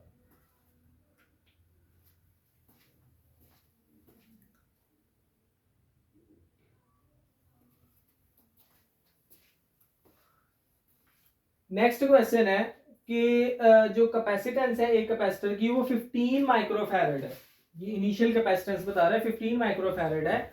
अगर मतलब कि उसके हमने वो डाई इलेक्ट्रिक जो है वो 5 का रिमूव कर दिया। अब ये देखें तो थोड़ा मतलब कि आईक्यू बेस्ड है, बहुत आसान, कि हमने रिमूव किया, इसका मतलब पहले था और जब था तो तब 15 थी, अब रिमूव किया है। जब हम रिमूव करेंगे तो कैपेसिटेंस होगी कम, क्योंकि जब हम ऐड करते तो कैपेसिटेंस बढ़ती है, तो रिमूव करते तो उतनी कम हो जाएगी, ठीक है। तो अब बताओ कैपेसिटेंस क्या होगी, क्योंकि अब रिमूव किया तो कैपेसिटेंस 5 गुना कम हो जाएगी। तो 15 को डिवाइड करो 5 पे, 3 माइक्रोफैरेड, सिंपल आंसर आ गया, ठीक है। तो मतलब कि अब उसने रिमूव किया है तो इस तरह हो जाएगा। अच्छा उसके बाद कह रहे हैं ये नीचे एक सर्किट दिया गया और इसके लिए हमें चार्जेस के बारे में बताना है। अब बेटा देखें अगेन वही बात है कि ये दो हमारे पास सीरीज में है और ये पैरेलल में है, तो Q2 और Q3 सीरीज में है, तो जितना चार्ज हमारे पास Q2 पे होगा उतना ही चार्ज Q3 पे होगा, क्योंकि सीरीज में चार्ज सेम रहता है और पैरेलल में वो हो जाता है डिवाइड, ठीक है। तो Q2 बराबर होगा Q3 के। अब यहाँ पर ऑप्शन ए में Q2 Q3 के बराबर है, लेकिन Q1 भी साथ में बराबर दिया हुआ, ये ऑप्शन गलत है, Q1 बराबर नहीं है। तो Q1 is not equal to Q2 but Q2 is equal to Q3, तो ये ऑप्शन बिल्कुल ठीक है। इसमें उसने कहा तीनों ही बराबर नहीं है, गलत है, और इसमें उसने Q2 और Q3 को कहा वो बराबर नहीं है, तो ये भी गलत है। तो इसका मतलब मेरा जो बी ऑप्शन है वो ठीक है, क्योंकि सीरीज वाले बराबर होंगे, पैरेलल वाले बराबर नहीं होंगे इन दैट केस। ओके बेटा, तो नेक्स्ट हम चंद एक एमसीक्यूज डिस्कस कर लेते हैं ताकि हमारा जो आज का लेक्चर है वो रिवाइज हो जाए। सबसे पहला क्वेश्चन ये है कि अ negatively charged body is brought near a conducting body. अब वो अगर कंडक्टिंग बॉडी के करीब लेके आए हैं कोई भी चार्ज्ड बॉडी, तो इस केस में होगा क्या कि वो उसके चार्जेस को डिस्प्लेस कर देगा और जो उसका करीबी एंड होगा उस पे अनलाइक चार्ज ले आएगा और जो दूर वाला एंड होगा उस पे लाइक चार्जेस ले आएगा। ठीक है, तो कह रहे हैं कि कौन सी डायग्राम इसको इलस्ट्रेट कर रही है। अब डायग्राम ए देखें, ये नेगेटिवली चार्ज बॉडी है, तो इधर पॉजिटिव चार्ज आ गया, इधर नेगेटिव चार्ज आ गया। लेकिन यहाँ पर ना एक गड़बड़ है डायग्राम ए में। वो क्या गड़बड़ है, वो ये है कि अगर इसके इलेक्ट्रोस्टैटिक इंडक्शन से चार्जेस एक एंड पे आके एक्यूमुलेट हो गए तो ये पॉजिटिव चार्जेस भी जो इसके नेगेटिव चार्जेस को अट्रैक्ट कर रहे हैं, तो इस केस में ये भी तो इधर एक्यूमुलेट होने चाहिए थे, लेकिन ये यूनिफॉर्मली स्प्रेड हुए हैं जैसे आमतौर पे होते हैं। तो इसका मतलब कि ये डायग्राम जो है ना ये बेस्ट इलस्ट्रेट तो नहीं कर रही। बी डायग्राम में देखें बिल्कुल ठीक है, इस तरह ही होना चाहिए। सी डायग्राम ही गलत है और डी डायग्राम भी गलत है, क्योंकि दोनों तरफ नेगेटिव चार्जेस है, ऐसा पॉसिबल ही नहीं है। ठीक है, तो हमारे पास जो बेस्ट ऑप्शन बन रहा है वो बी ऑप्शन बन रहा है। So B is the right answer. Next question है कि हमारे पास एक 5 माइक्रोफैरेड कैपेसिटर है, ये उसकी कैपेसिटेंस बताई गई है और उसको कनेक्ट किया 200 वोल्ट बैटरी के साथ, तो चार्ज बताना है। अब आपको पता है Q की वैल्यू होती है Q is equal to CV। अब जो C है हमारे पास वो 5 into 10 raise to power minus 6 farad है और जो V है वो हमारे पास है 2 इंटू 10 रेज़ टू पावर 2। अब देखिए 100 को मैं 10 रेज़ टू पावर 2 लिख सकता हूँ ना, तो 200 को 2 इंटू 10 रेज़ टू पावर 2, 5 को 2 भी मल्टीप्लाई किया, ये आ जाना 10 into 10 raise to power minus 6 plus 2 minus 4, तो ये मेरे पास आ जाना है 10 इंटू 10 मतलब 10 रेज़ टू पावर माइनस 3 मेरा आंसर आ गया। ठीक है, so B option is the right answer. अच्छा बेटे, ये थोड़ा सा ना सॉल्व करने वाला क्वेश्चन है और यहाँ पर मैं आपको कुछ टेक्निक्स बताऊंगा कि जिसके जरिए आप जो है ना वो क्या कहते हैं कि एमडी कैट में जो लेंथी न्यूमेरिकल्स हैं वो आप कैसे सॉल्व करेंगे। ठीक है, ये बेटे वो कह रहे हैं कि 3 हमारे पास चार्जेस हैं और आपने रिजल्टेंट फोर्स फाइंड करनी है Q2 के ऊपर। अब सबसे पहले देखिए Q2 पे फोर्सेस कौन कौन सी लग रही हैं। अब चूंकि तीनों आइडेंटिकल चार्ज हैं, तीनों पॉजिटिव चार्जेस और रिपल्सिव फोर्स ही लगा रहे होंगे, तो जो मेरे पास Q3 फोर्स लगा रहा है वो इस तरफ लगा रहा है, इस डायरेक्शन में। ठीक है, और जो Q1 फोर्स लगा रहा है वो इस डायरेक्शन में लगा रहा है।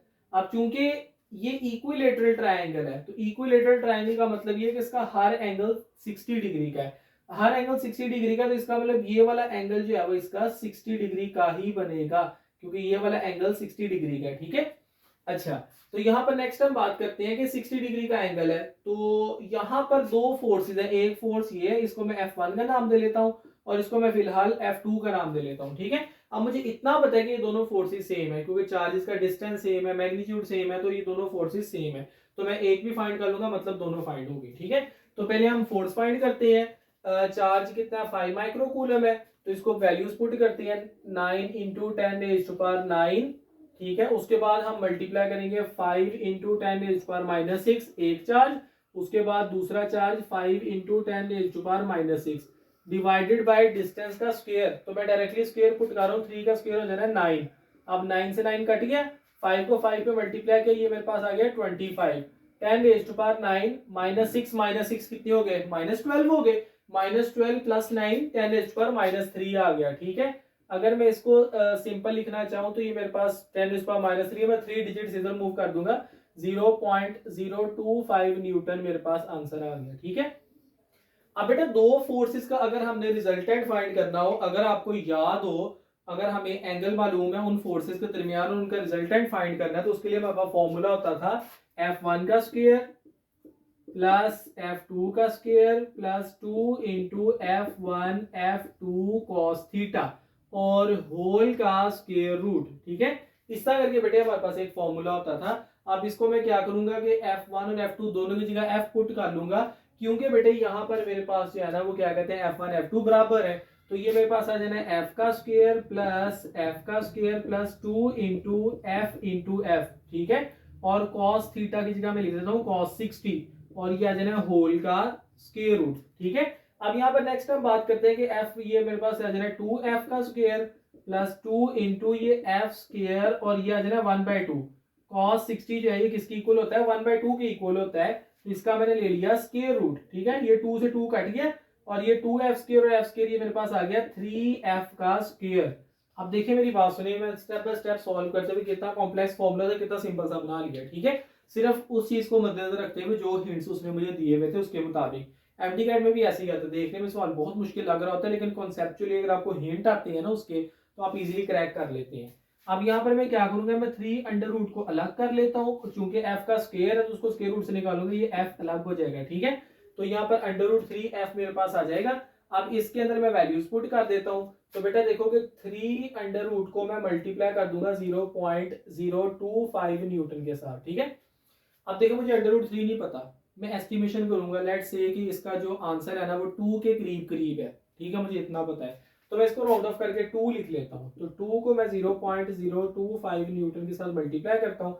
जब मैं इसको मल्टीप्लाई करता हूँ मेरे पास आंसर आ जाएगा, 25 को डबल किया तो ये 50 न्यूटन आ जाएगा, ठीक है।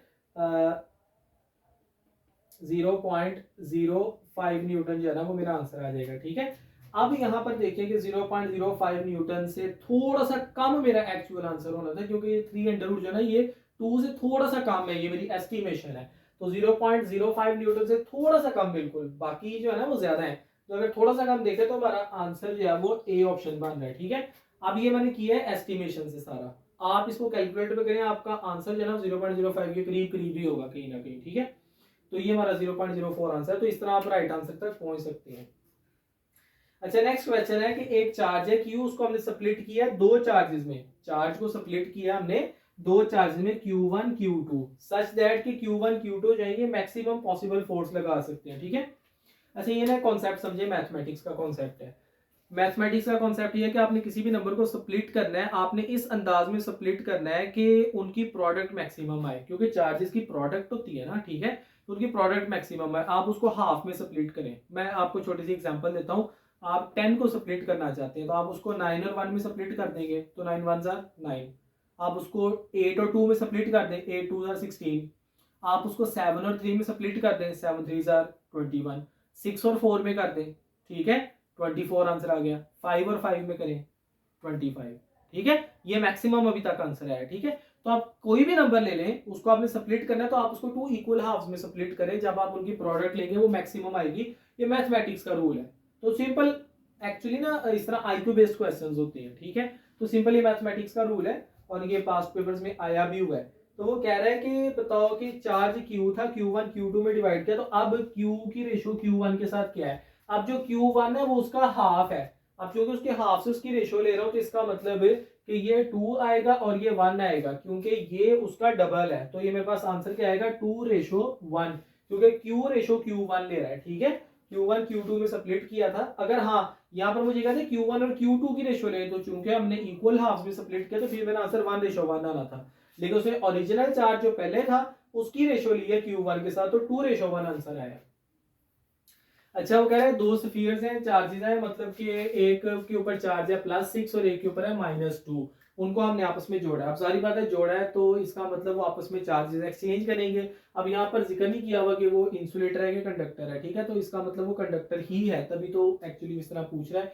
तो वो चार्जेस आपस में एक्सचेंज करेंगे, और जब चार्जेस आपस में एक्सचेंज करेंगे तो अब क्या होगा बेटा, इसका सिंपल मेथड होता है, आपने करना होता है Q1 + Q2 डिवाइडेड बाई 2, और ये वाला चार्ज ईच पे आ जाएगा।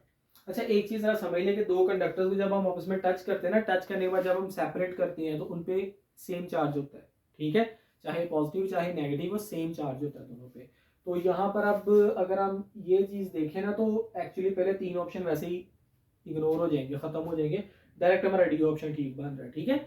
तो चलो हम इसको सॉल्व करके भी देख लेते हैं। तो यहाँ पर बेटे मेरे पास आ जाएगा +6 - 2 डिवाइड बाई 2, तो ये मेरे पास आ जाएगा +4 डिवाइड बाई 2, तो ये आ जाएगा +2। ये मेरे पास आएगा स्फीयर ए पे भी स्फीयर बी पे भी +2 होगा, तो डी ऑप्शन जो है ना मेरा राइट आंसर है। अच्छा उसके बाद बेटे नेक्स्ट में कह रहा है कि a proton is 1840 times heavier than electron, कि एक प्रोटॉन है वो 1840 गुना ज्यादा भारी है इलेक्ट्रॉन के मुकाबले में। It is one accelerated by 100 volt, its kinetic energy will be. अच्छा बेटे मेरी बात सुनिए जरा, एक्सेलरेटेड बाय इलेक्ट्रिक फील्ड, ये मैथ पे डिपेंड नहीं करती काइनेटिक एनर्जी। कौन सी काइनेटिक एनर्जी, जिसमें एक्सेलरेशन इलेक्ट्रिक फील्ड के जरिए हुआ हो, वो मैथ पे डिपेंड नहीं करती। अब आपके ज़हन में आएगा कि काइनेटिक एनर्जी 1/2 mv² है, तो अगर प्रोटॉन का मैथ ज्यादा तो इसकी काइनेटिक एनर्जी भी ज्यादा होनी चाहिए, ऐसा कुछ भी नहीं है, ठीक है। आप ये देखिए कि अगर प्रोटॉन का मैथ ज्यादा, फोर्स तो सेम लगे थे, तो उसकी वेलोसिटी उस हिसाब से कम होगी, काइनेटिक एनर्जी सेम होगी।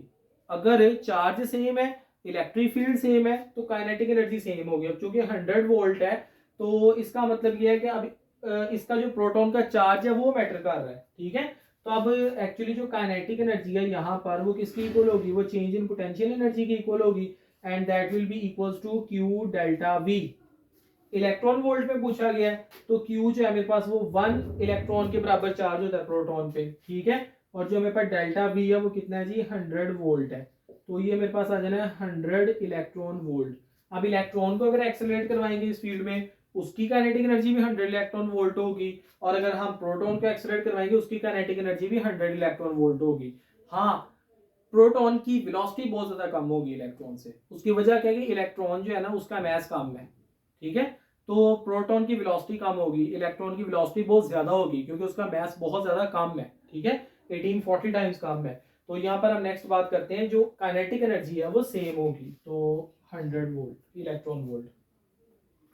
Okay students, that's all from today's lecture. If you think that this video is informative for you, kindly share करें इस वीडियो को। काफ़ी ज़्यादा मेहनत के साथ ये मैंने वीडियो बनाई है और काफ़ी ज़्यादा जगह से डाटा कलेक्ट करके और कोशिश किया कि मैक्सिमम पॉसिबल नॉलेज जो इस पूरे चैप्टर में है वो आप तक प्रोवाइड करूं, और ताकि आपको वो एमडी कैट में या ई कैट में हेल्पफुल साबित हो।